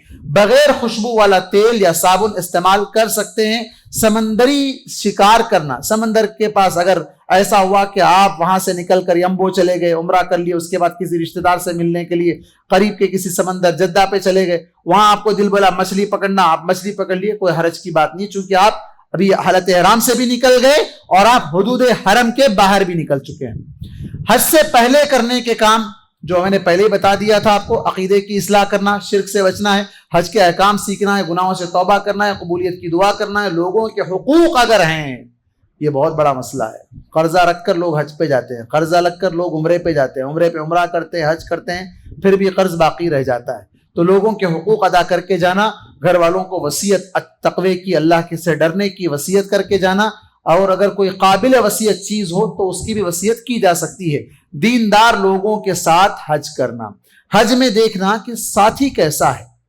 हज का एक ऐसा सफर है जो जिंदगी भर याद रहता है, जिंदगी भर याद रहता है। तो वहां हज में आपका साथी कैसा हो, अल्लाह से डरने वाला, जिक्र करने वाला, दुआ मनाजात करने वाला, उसके साथ रहेंगे तो कुछ सीख लेंगे, साथ में उसके साथ हमारा भी हज सही हो जाएगा। लेकिन बेकार की गपशप करने वाला, लड़ाई झगड़े करने वाला, सिगरेट पीने वाला, फालतू बातें करने वाला, जो आपका हज में उल्टा खलल डालने वाला है, तो आपका भी हज खराब हो जाएगा। ऐसे लोगों की सोहबत से दूर रहना, निगाह और जबान की हिफाजत का ख्याल करना, हर काम सुन्नत के मुताबिक करना, इबादत में ज्यादा वक्त लगाने की कोशिश करना। हज और उम्रे के फजाइल अभी हम तफसील से सारी बातें बता चुके हैं, आगे बढ़े। एहराम, हज तमत्तो के लिए उम्रा करना जरूरी है, तो उसके लिए आपको सबसे पहले अपने बाल वगैरह कट करना है तो कट कर लें, फिर उसके बाद गुस्ल कर लें, जिस्म पर खुशबू लगा लें। अब मर्द हजरात अपने बदन से आज़ा के मुताबिक जिस्म से सिले हुए कपड़े उतार दें, कोई कपड़े ना पहने, अलबत्ता चादर लपेट लेना, एहराम के सफेद कपड़े वगैरह, और औरतें अपने आम कपड़े पहन सकती हैं। चप्पल का बड़ा मसला आता है कि चप्पल कैसी पहनना। आमतौर पर कई जमाने से ये बात चलती हुई आ रही है कि स्लीपर चप्पल पहनना। अब बड़ी गर्मी होती है, गर्मी में चप्पल भी गर्म हो जाती है और चलने में मशक्कत भी होती है, चप्पल पहनकर चल नहीं सकते हैं। क्या दीन में इतनी मशक्कत है, दीन में इतनी तकलीफ है कि आप बड़ी मशक्कत से जो ना करें आप इबादत करें? नहीं, दीन में आसानी है, अल्लाह ने आसानी रखी है। चप्पल सिली हुई ना पहने। आज मर्द हजरात, खवातीन तो चप्पल भी पहन सकती हैं, शू भी पहन सकती हैं, मोजे भी पहन सकती हैं, वो सब कुछ पहन सकती हैं। लेकिन मर्द हजरात के सिलसिले में यह बात है कि वो चप्पल, नरम वाली चप्पल, या फिर ऐसा शू जो उनके टखनों से नीचे, टखने से नीचे आ रहा है, तो वो शू भी पहन सकते हैं। एक पट्टी वाली चप्पल, दो पट्टी वाली चप्पल पहनने का कोई हुक्म नहीं है, सिला हुआ चप्पल नहीं पहनना है। तो आजकल वॉकिंग के कई ऐसे शू आ गए हैं जो आप वॉकिंग के लिए इस्तेमाल करते हैं, वो शू अगर टखने से नीचे है तो आप पहन सकते हैं, एहराम की हालत में भी उसे पहन सकते हैं, इसलिए कि वो टखना नहीं छुपा रहा है आपका। अगर टखना छुप रहा है तो नहीं पहन सकते, टखना अगर छुप रहा है तो नहीं पहन सकते। लेकिन अक्सर 90% शूज ऐसे ही आते हैं जिसमें टखना नहीं छुपता है, जिसमें टखना खुला ही रहता है। अब वो नरम वाले चप्पल या शू जो आप पहनते हैं पहन सकते हैं, उसके अंदर कोई कबात नहीं है।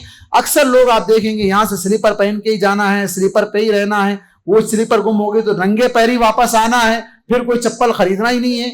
ऐसा नहीं है, आपको अल्लाह ताला ने दीन में आसानी रखी है, मशक्कत नहीं रखी है। जी, मीकात के बारे में जैसे हमने बताया, रियाद से आने वालों के लिए सहल कबीर है, ज़ात अरक है, दुलहुलैफा है, जुहफा है और यलमलम है। तो ये मीकातें हैं, 5 मीकात है। यहां से गुजरने से पहले आपको नियत जुबान से करना है, दिल में इरादा करते हुए। अब ये कि बाज़ लोग कहते हैं कि नहीं, जुबान से अदा करना जरूरी नहीं है। जैसे दीगर हम नमाज पढ़ते हैं, हम इस पर भी एक बड़ा मसला हुआ था कि भाई जबान से नियत करने से तुम लोग नमाज में रोकते हो। नमाज में जो ना मुंह मेरा काबे की तरफ, किबले की तरफ, इमाम के पीछे 2 रकात में पढ़ रहा हूं, 4 रकात पढ़ रहा हूं, नहीं करना है। हाँ, नमाज में मना है, लेकिन बाज़ सहाबा से साबित है कि हज या उम्रे के लिए जुबान से नियत के अल्फाज अदा करना चाहिए, दिल में इरादे के साथ, दिल में इरादे के साथ। अगर कोई जुबान से अदा नहीं किया, दिल में इरादा कर ले, जैसे मीकात से गुजर रहा है, मैं अल्लाहुम्मा लब्बैक उम्रा, दिल में इरादा कर ले रहा है, काफी है, कोई हरज की बात नहीं। जी, उसके बाद तलबिया है, तलबिया की बात भी होगी। एक और बात यहां पर ऊपर एक पॉइंट और है, वो ये है अल्लाहुम्मा महल्ली हैसु हबस्तनी। कल एक साहब से मस्जिद बिलकीस में मेरी मुलाकात हुई, انہوں نے کہا کہ میں ایئرپورٹ پہ گیا, مجھے وہاں سے ریٹرن کر دیے, ان کا کچھ مسئلہ تھا, ان کو وہاں سے ریٹرن بھیج دیے. تو اگر کوئی شخص جیسے ابھی جدہ کل 2 دن پہلے بھی 500 لوگ جدہ ایئرپورٹ پہنچے, ان کو وہاں سے ریٹرن کر دیا, 500 لوگ پہنچے, ان کو وہاں سے واپس کر دیا گیا. تو یہ جو دعا ہے اللہم محلی حیث حبستنی, میرے حلال ہونے کی جگہ وہ ہے جہاں اے اللہ تو مجھے روک دے.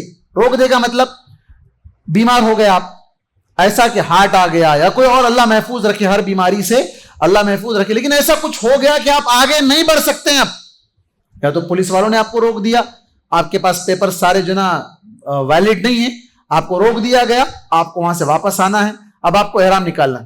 ایسا حیدرآباد میں ایک مرتبہ ہوا گزشتہ 3-4 مہینے قبل. ایک فلائٹ میں کچھ ٹیکنیکل پرابلم آ گیا, سعودی ایئر لائنس کی فلائٹ تھی, ایئرپورٹ پہ جو نا سارے گروپ والوں کو روک دیا گیا. اب گروپ والوں نے ہنگامہ مچا دیا, کہا کہ ہم احرام پہن لیے, ہم احرام نہیں اتاریں گے, اب یہاں سے جائیں گے تو احرام کی حالت میں ہی گھر جائیں گے, ایسا ہوگا. جان لیں کہ احرام کا اعتبار میقات سے ہوگا نہ کہ ایئرپورٹ سے ہوگا, میقات سے ہوگا نہ کہ ایئرپورٹ سے ہوگا. میقات پہ جب آپ نیت پڑھیں گے, نیت کے الفاظ ادا کریں گے, تب وہاں سے آپ محرم کاؤنٹ ہوں گے, اس سے پہلے آپ محرم کاؤنٹ نہیں ہوں گے. اس سے پہلے آپ اگرچہ کہ آپ احرام کا کپڑا پہن لیے, لیکن محرم حالت احرام میں آپ کاؤنٹ نہیں ہوں گے. وہاں جانے کے بعد وہیں سے آپ کا احرام شروع ہوگا. اس وقت آپ کو یہ بھی پڑھ لینا چاہیے اللہم محلی حیث حبستنی, اللہ جہاں تو روک لے وہ میرے حلال ہونے کی جگہ. اس کا فائدہ کیا ہوگا؟ اگر کسی وجہ سے اللہ نہ کرے رک گئے تو کیا ہوگا, آپ کو دم دینا نہیں پڑے گا. ایسا میرے ساتھ ہوا, رمضان کے اس گروپ میں میرے ساتھ ایک صاحب آئے, مکہ گئے, رش معلوم ہے حالانکہ رمضان میں رش زیادہ رہتا ہے. اب وہ پہلی مرتبہ اتنا رش دیکھ لیے, وہ ڈر کے مارے واپس آ گئے, کپڑے اتار دیے, احرام اتار دیے, سادے کپڑے پہن لیے, بال نہیں کٹائے. میں نے کہا کیا ہوا بھائی عمرہ؟ نہیں بھائی اتنا زیادہ رش ہے کہ میں نہیں کر سکتا, میں بعد میں جا کے. کب کرو گے؟ پورا رمضان ختم ہوگا تب بھی رش جو ہے نا کم نہیں ہوگا, پورے رمضان بھر ایسا ہی رہے گا. آپ یہ سوچ ذہن سے نکال دیں کہ رش کم ہوگا, رش کم ہونے والا نہیں ہے. تو پھر کسی طرح ان کو یہ کرنا پڑا, وہ نکال دیے احرام کے کپڑے بغیر اس کے نکال. اگر جان بوجھ کر نکالیں دم دینا ہے, دم ان پر دینا آئے گا. لیکن کسی وجہ سے رکاوٹ آ گئی اور اگر یہ نیت کے ساتھ اس دعا کو پڑھ لیے تھے تو ان پر دم عائد نہیں ہوگا. جی,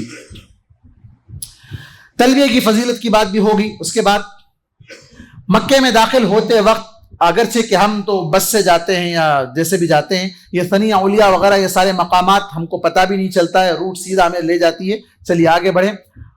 اس کے بعد سب سے پہلے جب کعبۃ اللہ میں مسجد حرام میں داخل ہوں گے تو یہ دعاؤں کا اہتمام کرنا ہے. اعوذ باللہ العظیم وبوجہہ الکریم وسلطانہ القدیم من الشیطان الرجیم, بسم اللہ والصلاۃ والسلام علی رسول اللہ, اللہم اغفر لی ذنبی وافتح لی ابواب رحمتک. کعبۃ اللہ میں مسجد حرام میں داخل ہو رہے ہیں آپ تو سب سے پہلے اس دعا کا, یہ تو مسجد میں جیسے بسم اللہ والصلاۃ علی رسول اللہ اللہم افتح لی ابواب رحمتک ہر مسجد میں پڑھنا ہے, لیکن وہاں ان چیزوں کا اور اضافہ کرنا ہے. اس کے بعد طواف شروع کرنے سے پہلے, اب جیسے میں نے بتایا بہت سے لوگ یہیں سے کھاندہ کھلا رکھ دیتے, نہیں, وہاں آپ کعبۃ اللہ میں داخل ہوئے, فرض نماز کا وقت ہے تو آپ کھاندہ نہیں کھولیں گے, فرض نماز پڑھ لیں گے. فرض نماز کا وقت نہیں ہے تو کوئی نفل نماز, کوئی وہاں پر جا کر تحیت المسجد ادا نہیں کریں گے, سیدھے مطاف میں گراؤنڈ میں اتریں گے. اگر آپ پیدل کر رہے ہیں, ویل چیئر کی ضرورت ہے تو فرسٹ فلور سے, سیکنڈ فلور سے, یا پھر اسی طرح وہاں پر گولف کارٹس بھی ہے جس سے آپ کو سہولت ہو, آپ اس طریقے سے عمرہ وہاں پر کر سکتے ہیں, طواف صحیح وغیرہ کر سکتے ہیں.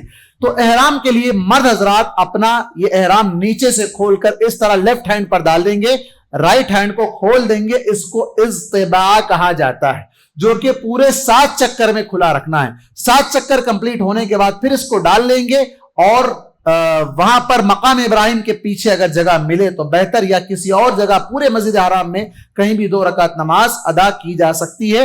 پہلی رکعت میں سورہ فاتحہ کے بعد قل یا ایھا الکافرون, دوسری رکعت میں سورہ فاتحہ کے بعد قل هو اللہ احد پڑھنا چاہیے. نماز کے بعد جتنی لمبی چاہے دعا کریں, زمزم کا پانی پئیں, سر پر ڈالیں, یہ ساری چیزیں مسنون ہیں. اب یہاں ایک اور بدعت لوگ کرتے ہیں, جیسے ہی کعبۃ اللہ کے قریب پہنچے تو نظریں جھکا کر چلتے ہیں. سامنے کوئی ویڈیو بنانے والا ویڈیو بھی بناتا ہے, کعبے پہ پڑی پہلی نظر دیکھتے ہی رونا نہیں آتا ہے, رونے کی ایکٹنگ کرتے ہیں. یہ ایکٹنگ کی جگہ نہیں ہے, یہ ویڈیو ریل بنانے کی جگہ نہیں ہے, اللہ کے گھر کو دیکھ کر اس طرح مسخرہ پن کرنے کی جگہ نہیں ہے. ہاں, اللہ کے نبی صلی اللہ علیہ وسلم سے ایک دعا ثابت ہے, وہ یہ ہے کہ اللہم انت السلام ومنک السلام فحینا ربنا بالسلام. یہ دعا ایک صحابی سے ثابت ہے, اس کو پڑھا جا سکتا ہے, نہ پڑھیں تو کوئی حرج کی, ارے میں دعا بھول گیا تو کوئی کفارہ یا کوئی دم عائد نہیں ہوگا. ارے میں ڈائریکٹ کعبے کو دیکھ لیا, کوئی حرج کی بات نہیں ہے. کعبے کو آپ ڈائریکٹ ہی دیکھنے کے لیے جاتے ہیں, وہاں جاتے ہیں ڈائریکٹ دیکھنے کے لیے, ہمیں پہلی نظر پڑی دیکھتے ہی جو نا, تو بہت سے لوگ اس طرح کی جو نا کچھ ایکسٹرا جو نا چیزیں کرتے ہیں جس کا ثبوت نہیں ہے. جی اب اس کے بعد جو شروع کرنا ہے آپ کو, کعبۃ اللہ کے پاس حجر اسود ایک ہے, رکن یمانی ایک ہے. نیچے آپ دیکھیں اس طرف حجر اسود ہے اور اس طرف رکن یمانی ہے. تو رکن یمانی کو نہ ہاتھ لگانا ہے, نہ وہاں پر جو ہے نا چومنا ہے, نہ بوسہ دینا ہے, نہ استلام. گئے قریب موقع ملا تو ہاتھ لگا لے, لیکن اشارہ کرنا نہیں, اشارہ کرنا نہیں ہے. حجر اسود کے پاس موقع ملا, اب موقع ملا تو یہ بڑا مسئلہ ہے ہمارے پاس جانے والے, ہم کسی سے کم نہیں ہیں, بہادر ہیں, اپنی طاقت کا مظاہرہ کرنا چاہتے ہیں, لیکن دوسروں کو تکلیف ہوگی, ڈھکیل کر دھکے مار کر جانا یہ گناہ ہے. اب اس مقام پر گناہ معمولی نہیں بلکہ بڑا گناہ ہے, تو اس سے بچنا چاہیے. دور سے اشارہ کر دیے کافی ہے. اشارہ کرنے کے وقت کیا کہنا چاہیے؟ اللہ اکبر کہہ سکتے ہیں یا بسم اللہ اللہ اکبر کہہ سکتے ہیں, لیکن اشارہ کرنے کے بعد ہاتھ کو بوسہ لینا ثابت نہیں. لکڑی کوئی چیز جو جا کر اس حجر اسود کو ٹچ ہو رہی ہے تو اس ٹچ ہوئی چیز کو بوسہ لے سکتے ہیں. ہاتھ تو ٹچ نہیں ہو رہا ہے, ہاتھ صرف دور سے اشارہ کر رہے ہیں, تو اسے بوسہ نہیں لینا چاہیے. پہلا جب ہم طواف شروع کریں گے تو حجر اسود سے شروع ہوگا اور پھر اس کے بعد واپس آ کر حجر اسود پر ہی ہمارا طواف ختم ہوگا. رکن یمانی سے حجر اسود کے اس ڈسٹنس میں ہمیں دعا سکھائی گئی, ربنا آتنا فی الدنیا حسنہ وفی الآخرۃ حسنہ وقنا عذاب النار. اس دعا کو بار بار پڑھتے رہنا چاہیے, اور ہر طواف کی الگ سے کوئی خاص دعا نہیں ہے. سارے طواف میں آپ قرآن پڑھیں, استغفار پڑھیں, اردو میں دعا پڑھیں, انگلش میں کریں, تیلگو میں کریں, جس زبان میں آپ مانگنا چاہیں مانگیں, لیکن ایک بات کا خاص خیال رکھیں, مرد ہو یا عورت, طہارت, وضو سے رہیں, وضو ٹوٹنے نہ پائے. اگر کسی کا وضو ٹوٹ گیا تو پھر اس کا طواف نہیں ہوگا. جہاں وضو ٹوٹا وہاں سے وہ باہر جائے, باہر جانے کی بھی ضرورت نہیں ہے, اندر ہی وضو خانے بنا دیے گئے ہیں, وہاں وضو بنا کر پھر سے جہاں سے طواف چھوڑے تھے وہاں سے وہ کنٹینیو کر سکتے ہیں. وضو کو ٹوٹنے نہ دیں. بات چیت کر سکتے ہیں لیکن ویڈیو کال سے احتراز کریں, ویڈیو کال سے اپنے آپ کو بچا کر رکھیں. عبادت کر رہے ہیں, ویڈیو کال کرنے کے لیے آپ نہیں گئے ہیں. ویڈیو میں دیکھنے والے ٹی وی میں لائیو بھی دیکھ سکتے ہیں, آپ کے ویڈیو سے دیکھنے سے ان کی آنکھوں کو ٹھنڈک نہیں ملے گی. اس کے بعد یہ جب پہلا طواف, دوسرا طواف, 7 طواف. اب اصل تو پہلے کے 3 طواف میں رمل کرنا ہے.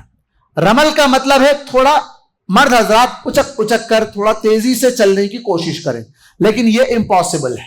رش اتنا ہوتا ہے کہ خود کا چلنا ہی محال ہوتا ہے. رمل کرنا تو ناممکن ہے, لیکن اگر موقع ملتا ہے تو کرنا چاہیے. اس کے بعد جب 7واں طواف کرنے کے بعد, عام طور پر غلطی بہت سے لوگ کرتے ہیں, بہت سی کنٹری کے لوگ کرتے ہیں, آپ دیکھیں گے وہاں پر طواف جیسے ہی ختم ہوا تو پہلے طواف قریب سے کرتے ہیں, 7 طواف بھی قریب سے کر لیتے ہیں, نکلتے اور ڈائریکٹ نکلتے ہیں سیدھا, جہاں ختم ہوا حجر اسود کے پاس سے سیدھا نکل جاتے ہیں.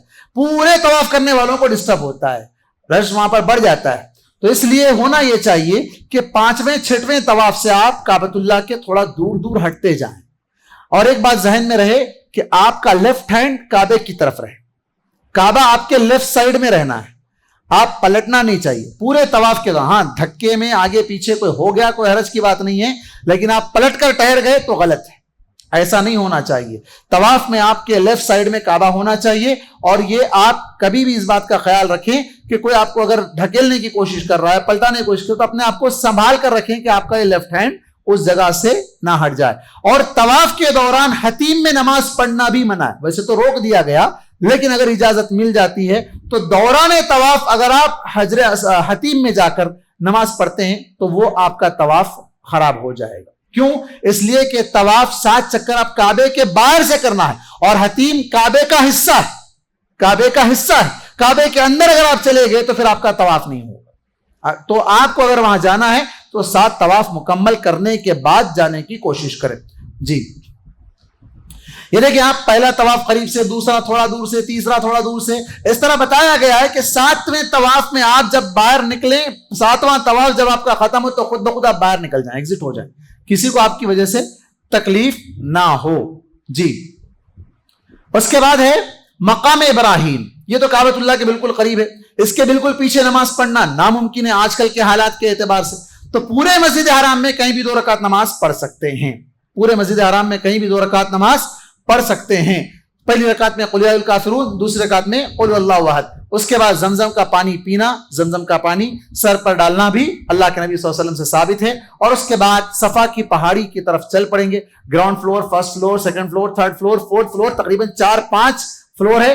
جہاں سے چاہیں آپ کر رہے ہیں. جہاں آپ کو جانے کا موقع ملا، آپ کو صفا کی پہاڑی دیکھنے کا ملا، موقع نہ ملا، کوئی حرج کی بات نہیں ہے. صفا کے مقام پر پہنچ گئے تو آپ کو یہ دعا پڑھنا ہے. ابدؤ بما بدأ اللہ بہ ان الصفا والمروة من شعائر اللہ فمن حج البیت او اعتمر فلا جناح علیہ ان يطوف بہما ومن تطوع خیرا فإن اللہ شاکر علیم. یہ دعائیں ہیں. اور اسی طرح اس کے بعد لا الہ الا اللہ وحدہ لا شریک له له الملک وله الحمد وهو على كل شيء قدیر. لا الہ الا اللہ وحدہ انجز وعدہ ونصر عبدہ وهزم الاحزاب وحدہ.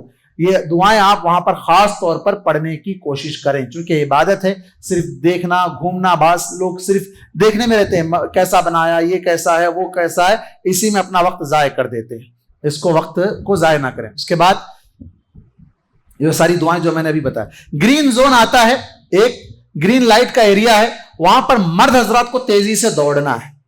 صحیح کرنے کے دوران مرد حضرات کو تیزی سے وہاں دوڑنا ہے. خواتین اپنی نارمل چال ہی میں چلیں گی. اس کے بعد مروہ پر جب پہنچیں گے، ایک بات یاد رکھیں کہ طواف پورا حجر اسود سے شروع ہو کر حجر اسود پر 1 ختم ہوگا، لیکن صحیح صفا سے مروہ پر 1، مروہ سے صفا پر 2.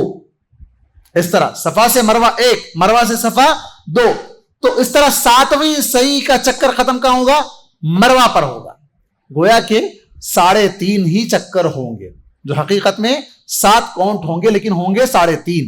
تو مروہ پر جا کر آپ کا طواف ختم ہوگا. مرد حضرات وہاں پر مروہ پہ بھی اسی طرح دعائیں پڑھنا ہے جو صفا پر پڑھنی ہے. مرد حضرات وہاں پر ہی بال کاٹتے ہیں، اگرچہ کہ وہاں نہیں ہونا چاہیے. باہر نکلنے کے بعد آج کل گورنمنٹ کی طرف سے بھی کچھ باربر شاپس لگائے گئے ہیں، یا ہوٹل کے قریب آ کر بھی آپ کر سکتے ہیں، جہاں چاہے کر سکتے ہیں.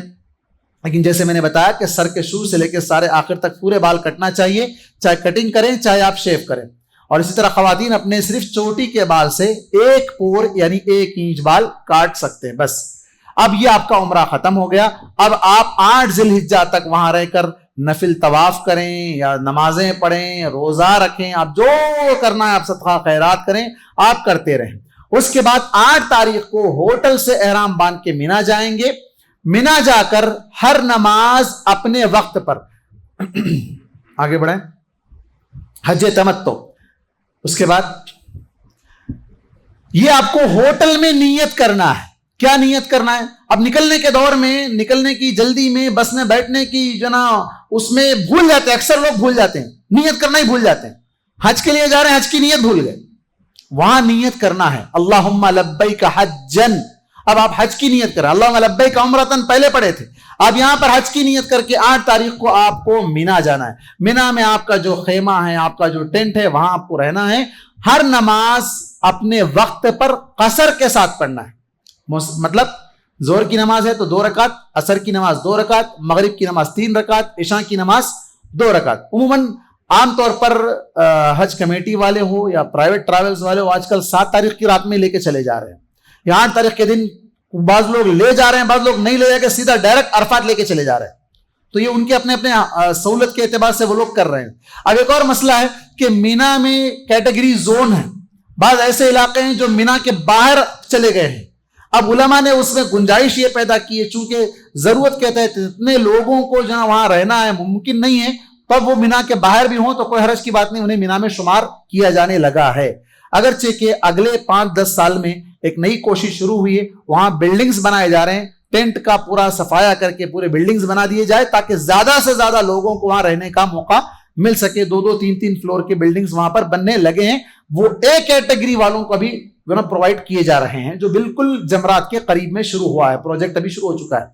تو یہ تو ہو گیا آپ کا مینا. اس کے بعد 8 تاریخ کی رات بھی وہاں رکیں گے. صبح فجر پڑھنے کے بعد افضل ہے کہ آپ زوال کے بعد 9 تاریخ کے دن آپ عرفات کے لیے جائیں، لیکن آپ کی بس والوں نے آپ کو کہا ہے کہ آپ کو پہلے نکلنا ہے، آپ نکل جائیں. وہاں عرفات پہنچیں گے، وہاں جا کر آپ ظہر اور عصر کو ظہر کے وقت میں 2 نمازیں ایک ساتھ جمع کر کے قصر کے ساتھ پڑھیں گے 2 رکعت۔ اب یہ بڑا مسئلہ ہمارے جو نا احناف کا ہے، یہ لوگ مانتے ہی نہیں ہم سفر میں نہیں ہیں، ہم یہ سفر نہیں ہے۔ حضرت ابن عباس رضی اللہ عنہما کی روایت ہے کہ وہ مکے میں ہی رہتے تھے، مکے ہی میں رہتے تھے۔ اللہ کے نبی صلی اللہ علیہ وسلم نے مکے کا کوئی بندہ بھی اگر حج کر رہا ہے تو عرفات میں یا مینا میں وہ قصر ہی کرے گا، وہ پوری نماز نہیں پڑھے گا۔ یہ حج کے طریقوں میں سے ایک طریقہ ہے، خذوا عنی مناسککم، مجھ سے حج کا طریقہ سیکھو آپ نے کہا۔ اللہ کے نبی نے ایسا ہی کیا۔ کوئی یہ کہے کہ نہیں ہم تو مسافر نہیں رہے، اتنے دن ہو گئے آ کے، اب ہم جو پوری نماز پڑھیں گے اور وقت پہ پڑھیں گے، نہیں، اللہ کے نبی نے عرفات میں ظہر اور عصر کو جمع کر کے 2 رکعت نماز پڑھی ہے، 1 اذان 2 اقامت کے ساتھ 2 نمازیں وہاں ادا ہوگی۔ اور عرفات کا میدان بڑی عظیم ترین جگہ ہے، بڑی عظیم ترین جگہ ہے۔ اصل حج وہی ہے، جس کو وہاں جانے کا موقع نہیں ملا اس کا حج نہیں ہوا۔ الحج عرفہ، اللہ کے نبی صلی اللہ علیہ وسلم نے کہا حج اصل عرفہ ہی ہے۔ آگے بڑھائیں، حج اصل عرفہ ہی، مینا کے بارے میں ہو گئی بات۔ عرفہ میں پہنچے آپ تو وہاں پر پڑھنا ہے آپ کو لا الہ الا اللہ وحدہ لا شریک لہ لہ الملک ولہ الحمد وہو علی کل شیء قدیر۔ اللہ کے نبی صلی اللہ علیہ وسلم نے کہا یہ دعا جو میں اور مجھ سے پہلے کے تمام نبیوں نے پڑھی ہے، تمام نبیوں نے، اور اللہ تعالیٰ فرشتوں کے سامنے اظہار کرتا ہے کہ دیکھو یہ میرے بندے یہاں آئے ہیں، پراگندہ بال لے کے آئے ہیں، سب کو دیکھو آپ ایک ہی کپڑے میں، ایک ہی لباس میں، سفید کپڑا ہے، جسم پہ کوئی اور چیز نہیں ہے، غریب امیر گورا کالا، الگ الگ لینگویج کے والے سارے لوگ ایک ہی جیسے ہیں، سب لا الہ الا اللہ وحدہ، اللہ تیرا کوئی معبود نہیں، تیرے علاوہ کوئی معبود نہیں، تو اکیلا ہے، تیرا کوئی شریک نہیں، تو قابل تعریف ہے، تیرے لیے بادشاہت ہے، تو ہر چیز پر قادر ہے۔ یہ دعا بڑی عظیم ترین دعا ہے۔ اللہ تعالیٰ وہاں جمع ہونے والے سب حاجیوں کو، فرشتوں کو گواہ بنا کر بخش دیتا ہے کہ تم گواہ رہنا، میں نے ان کو بخش دیا۔ اللہ تعالیٰ آپ کو اور تمام لوگوں کو جنہوں نے حج نہیں کیا انہیں وہ سعادت نصیب کرے۔ اللہ تعالیٰ ان سب کو وہاں اس دن بخشش کا پروانہ، جہنم سے نجات کا پروانہ مل جائے۔ اس دن شیطان سب سے زیادہ ذلیل اور رسوا ہوتا ہے کہ اس کی جو کوشش ہے سب کو جہنم میں پہنچانے کی، اللہ تعالیٰ وہاں ٹھہرے تمام لوگوں کو بخش دیتا ہے، سب کو جہنم سے آزادی کا پروانہ مل جاتا ہے۔ جی، وہاں میدان عرفات میں یہ ہے جبل الرحمہ، یہاں جانا ضروری نہیں ہے۔ اللہ کے نبی صلی اللہ علیہ وسلم نے کہا عرفات پورے کا پورا جہاں بھی آپ ٹھہرے وہ عرفات، وہاں جا کے ہی دعا کرنا، وہاں ٹھہر کر ہی دعا کرنا یہ نہیں ہے۔ اللہ کے نبی صلی اللہ علیہ وسلم گئے تھے لیکن آپ صلی اللہ علیہ وسلم نے کہا پورا عرفات وقوف عرفہ ہے، کہیں بھی آپ ٹھہر سکتے ہیں، کہیں بھی آپ رک سکتے ہیں، اپنے خیمے میں رہیں۔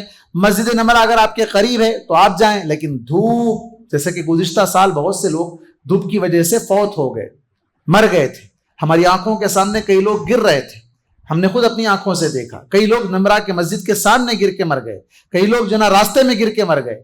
یہ سب کیوں ہوا؟ وہ دھوپ کی وجہ سے، اور چھتریاں امبریلا بانٹی جا رہی ہے۔ کئی لوگ ایسے ویڈیوز آپ نے دیکھا ہوگا 8-8 10-10 لے کے جمع کر لے رہے ہیں، لیکن کھول کے ایک جو نا اپنے سر پہ ڈالنے کی توفیق نہیں ملی۔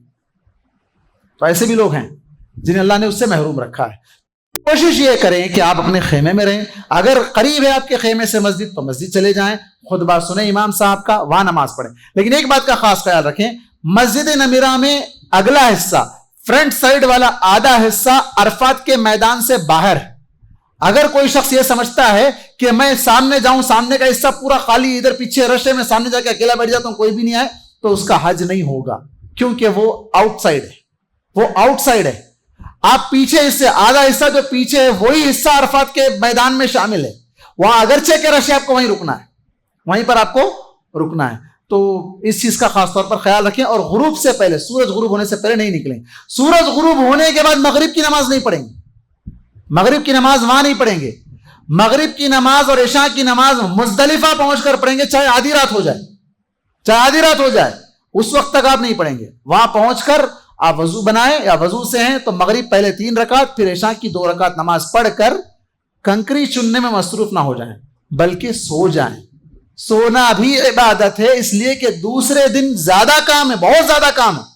دوسرے دن 10 تاریخ کے دن اصل حج ہے، اصل حج 10 تاریخ کے دن ہے، بہت زیادہ کام اس دن کرنے کے ہیں، تو اس کے لیے آپ کو رات میں سونا ہے۔ ہاں، اگر خواتین ہیں، بوڑھے لوگ ہیں ساتھ میں، ان کو لے کر آپ پہلے نکل جانا چاہتے ہیں تو اللہ کے نبی صلی اللہ علیہ وسلم نے اس کی اجازت دی، آپ پہلے سیدھا مینا پہنچ جائیں۔ اگر خیمہ جانا چاہتے ہیں تو خیمہ چلے جائیں، صبح میں سورج نکلنے کے بعد تشریق کے وقت میں اس وقت اجازت دی گئی کہ آپ کنکری مارنے کے لیے جا سکتے ہیں. سورج نکلنے سے پہلے کنکری نہیں مار سکتے ہیں. بعض لوگوں نے وہاں پر آج کل اجازت دے دی رات میں بھی جا کے کنکری مار لو, سیدھا چلے جاؤ, لیکن افضل یہ 10 تاریخ کے دن سورج نکلنے کے بعد کنکری مارنا ہے. 11-12 کے دن سورج ڈھلنے کے بعد, زوال کے بعد کنکری مارنا ہے. اس بات کو ذہن میں رکھیں. 10 تاریخ کے دن سورج نکلنے کے بعد, 11-12 کو سورج نکلنے کے بعد نہیں, زوال کے بعد, دوپہر میں ظہر کی نماز کے بعد جا کر مارنا. اب ظہر کے بعد بہت زیادہ دھوپ ہوگی, آپ کو روکا جائے گا, خیمے بند کیے جائیں گے, باہر مت نکلو, دھوپ بہت زیادہ ہے. لیکن لوگ چاہیں گے نہیں ہم پہلے چلے جائیں گے, اب دھوپ میں ہم اس کو برداشت کر لے سکتے, دوسرے لوگ نہیں آ سکتے, ہم اتنا بھی نہیں برداشت کر, تو کیسا؟ تو وہیں پر موت ہوگی, وہیں پر حادثات ہوں گے. جو رولز بتائے جاتے ہیں اس رولز کو فالو کریں, جو روٹس بتائے جاتے ہیں ان روٹس کو فالو کریں, تو یہ مسائل پیش نہیں آئیں گے. اب پہلا کام, آپ مزدلفہ آئے, وہاں سو جائیے, صبح اٹھیں, فجر کی نماز پڑھیں. جو رات میں جانے والے ہیں وہ چلے جائیں گے, فجر کی نماز پڑھ کر شروع سورج نکلنے کے بعد آپ وہاں سے نکلیں گے. پیدل جا رہے ہیں تو پیدل جانے والے پیدل جائیں گے, ٹرین سے جانے والے میٹرو اگر کسی کو مل رہی ہے تو میٹرو سے جائیں گے. بسوں کی سہولت تو ناممکن ہے, پاسبل نہیں ہے, بسیں نہیں پہنچا سکتی ہے, پہنچائیں گی بھی تو برج کے اوپر پہنچائے گی, وہاں سے پھر اتر کر پیدل آپ جمرات تک آنے میں اس سے زیادہ تھک جائیں گے. اور ویسے بھی گورنمنٹ سے جو جاتے ہیں ان کے لیے تو ایسا کوئی انتظام نہیں ہوتا ہے. تو وہاں 10 تاریخ کے دن آپ جو کنکریاں ساتھ میں مینا سے لیے تھے اسے نہ زمزم سے دھونا ہے, نہ اسے کوئی تھیلی میں اسپیشل چھپا کے رکھنا ہے, کچھ نہیں ہے. 7 کنکریاں اسے اٹھا لینی ہے, وہاں سے آپ لے جانا ہے. جمرات میں جو جمرہ آتا ہے, پہلا چھوٹا جمرہ آتا ہے, پھر درمیانی جمرہ آتا ہے, پھر بڑا جمرہ آتا ہے. یہ بڑا جمرہ مکے کے قریب ہوتا ہے, یہ بڑا جمرہ مکے سے قریب ہوتا ہے. 10 تاریخ کے دن آپ کو نہ اسے کنکری مارنا ہے نہ اسے کنکری مارنا ہے. 10 تاریخ کے دن صرف ایک جمرے کو, بڑے جمرے کو کنکری مارنا ہے. صرف 7 کنکری اٹھائے, آپ اس کے پاس آئے, اللہ اکبر اللہ اکبر اللہ اکبر, بس وہ کنکری مار دیں 7 مرتبہ. اور وہاں سے تھوڑا سا ہٹ کر کنارے میں اس طرف آپ کو مکہ پڑے گا, مکے کی سمت آپ ہاتھ اٹھا کر جتنی چاہے دعا کریں. پھر وہاں سے آپ نکل جائے, حجام کے پاس آپ جا کر بال منڈوا لیں. قربانی کا جو سسٹم ہے یا ہدی کا جو سسٹم ہے, وہاں گورنمنٹ کے کاؤنٹرز ہیں. بار بار میں کہوں گا, گورنمنٹ کے کاؤنٹرز پر ہی دیں, پورے اطمینان اور ٹرسٹ کے ساتھ آپ دے سکتے ہیں. آپ کو وہاں خیموں کے پاس, ہوٹل کے پاس کچھ پاکستانی, کچھ بنگالی, کچھ انڈین ایسے لوگ آ جائیں گے اور کہیں گے ہم 250 میں کرا دیں گے, ہم 700 لے رہا ہے, 250 میں بکرا یہاں آتا ہے, 250 ریال کا آپ کاؤنٹ کر لیں, یہاں بکرا نہیں آتا ہے تو وہاں کیسے آئے گا؟ تو لوگ کیا سمجھتے رہے وہ لوگ زیادہ لوٹ رہے ہیں, گورنمنٹ والے زیادہ لے رہے ہیں, ہم سستے میں یہ دے رہا ہے. وہ پیسہ لے گا, بھاگ جائے گا, وہ قربانی نہیں کرے گا. آپ فون کرو, فون نہیں اٹھائے گا, ہاں ہو گیا حاجی صاحب بال نکال لو, آپ بال کاٹ لو بول دے گا. آپ کا حج خراب ہو جائے گا. پیسے بچانے کی چکر میں, 200-500 بچانے کی چکر میں حج خراب ہو جائے گا. ایسے لوگوں پر ہرگز بھروسہ نہ کریں, چاہے آپ اسے پہچانتے بھی ہوں تب بھی بھروسہ نہ کریں, اس لیے کہ وہ کسی اور کے ساتھ کنیکٹ ہوتا ہے, وہ کسی اور کو لے جا کر پیسہ دیتا ہے, وہ لے کر بھاگ جاتا ہے. تو اس لیے آپ گورنمنٹ کے کاؤنٹرز پر جائیں, ٹوکن لیں, فون نمبر رہے گا, آپ کا فون نمبر لیں گے, آپ کو میسج بھی آئے گا, آپ کال کر کے پوچھ سکتے ہیں ہوا نہیں ہوا, ہر چیز آپ کے سامنے پوری طرح واضح رہے گی, کوئی چیز اس کے اندر ہڈن نہیں رہے گی. قربانی ہونے کے بعد آپ رہا کام 10 تاریخ کے دن 4 کام کرنے کے ہیں. کنکری مارنا بڑے کو, بال نکالنا مرد حضرات, خواتین چھوٹے کٹ کر لینا, 1 انچ کٹ کر لینا, اور قربانی کرنا اور طواف افاضہ کرنا. یہ 4 کام آگے پیچھے ہو سکتے ہیں, ترتیب سے سیکوینس سے کرنا ضروری نہیں ہے. اللہ کے نبی صلی اللہ علیہ وسلم کے پاس صحابہ آئے اور آ کر کہا اللہ کے نبی میں نے یہ پہلے کر لیا, کہا کوئی حرج نہیں. اللہ کے نبی میں نے یہ کام پہلے کر لیا, کہا کوئی حرج نہیں. تو کوئی بھی کام آگے پیچھے ہو سکتا ہے. کوئی پہلے مکہ چلے گئے, جا کے طواف کر لیے, رش کر میں جا کے میں پہلے سیدھا طواف کر لیتا ہوں, طواف کر لیے, پھر بعد میں آئے کنکری مار لیے, کوئی حرج کی بات نہیں. لیکن ایسا ممکن نہیں ہے, وہاں چونکہ مکے سے واپس آنے کا راستہ بند ہوتا ہے, آپ کو پہلے کنکری مار کر ہی واپس وہاں مکے کو جانا پڑتا ہے. تو اس بات کا خیال رکھیں. طواف افاضہ کرنے کے بعد پوری طرح حلال ہو جاتے ہیں. آپ ویسے تو 2 کام کر کے آپ احرام نکال کر آپ سادے کپڑے پہن لے سکتے ہیں, لیکن طواف افاضہ چاہے 10 تاریخ کو کریں, شروعات اس کی 10 تاریخ سے ہوگی. آپ 11, 12, 13 کبھی بھی آپ کو جو نا سہولت ہے, بیمار ہو گئے اس دن, تھک گئے, بہت زیادہ نہیں کر سکتے اب, تو آپ 11 کے دن کریں, 12 کے دن کریں, 13 کے دن کریں. یا بعض علماء نے تو یہاں تک اجازت دی ہے کہ مکہ چھوڑنے سے پہلے جو طواف وداع ہے, طواف ودا آخری طواف، وہ ودا کرنا ہے، الگ سے کرنا ہے۔ لیکن اگر کوئی شخص نہیں کر سکتا ہے، رک گیا ہے، تو وہ طواف ودا اور طواف افاضہ دونوں کی نیت ایک کر کے ایک ہی طواف میں اسے کمپلیٹ کر سکتا ہے، اور صحیح کرنا ہے۔ تو حج تمتع کرنے والوں کو صحیح بھی کرنا ہے، طواف کریں گے، 2 رکعت نماز پڑھیں گے، اس کے بعد صحیح کریں گے، حج پورا ہو گیا۔ یہ بس یہ حج ہے، اور اس کے بعد مدینہ جانا یا نہیں جانا حج سے اس کا کوئی تعلق نہیں ہے۔ اگر کوئی مدینہ نہیں گیا تو بھی حج ہو جائے گا، پہلے چلے گیا تو بھی حج ہو جائے گا۔ اس کے اندر حج کے ارکان میں، واجبات میں، سنن میں، نوافل میں مدینے کی زیارت شامل نہیں۔ مدینہ گئے تو مدینہ جانے کے بعد مسجد نبوی میں نماز پڑھنا 1000 نماز کا ثواب ہے۔ قبر کی زیارت کی نیت کر کے جانا بدعت ہے، اللہ کے نبی صلی اللہ علیہ وسلم نے اسے روکا ہے۔ وہاں پہنچنے کے بعد گئے آپ قریب میں، چلو آگے یہاں تک جا کے زیارت کرے اور وہاں ٹھہر کر الصلاۃ والسلام علیک یا رسول اللہ، وہاں آپ سامنے ٹھہر کر ہی پڑھ سکتے ہیں، وہاں سے ہٹ کر آپ نہیں پڑھ سکتے ہیں۔ الصلاۃ والسلام علیک یا رسول اللہ انک قد بلغت الرسالہ وادیت الامانہ ونصحت الامہ وجاہدت فی اللہ حق جہاد، یہ ساری دعائیں ہیں، وہاں ٹھہر کر پڑھ سکتے ہیں۔ سب سے افضل ہے درود شریف، اللہم صلی علی محمد، جو آپ نماز میں پڑھتے ہیں وہ درود شریف پڑھنے کافی ہے۔ ریاض الجنہ میں نماز پڑھنے کا موقع آپ فون میں نسخ کے ذریعے سے بک کر سکتے ہیں۔ اب حج کمیٹی والوں کی طرف سے تو ایسا کوئی انتظام نہیں ہوتا ہے، پرائیویٹ ٹور آپریٹرز پھر بھی وہ اپنی طرف سے کوشش کر کے بکنگ کروا کے دے دیتے ہیں۔ موقع مل گیا اچھی بات ہے، نہیں ملا آپ کا حج قبول ہو جائے گا۔ بعض لوگ یہ سمجھتے ہیں کہ ریاض الجنہ میں نماز نہیں پڑھے تو حج ہی نہیں ہوا، عمرہ ہی نہیں ہوا، یہ غلط بات ہے۔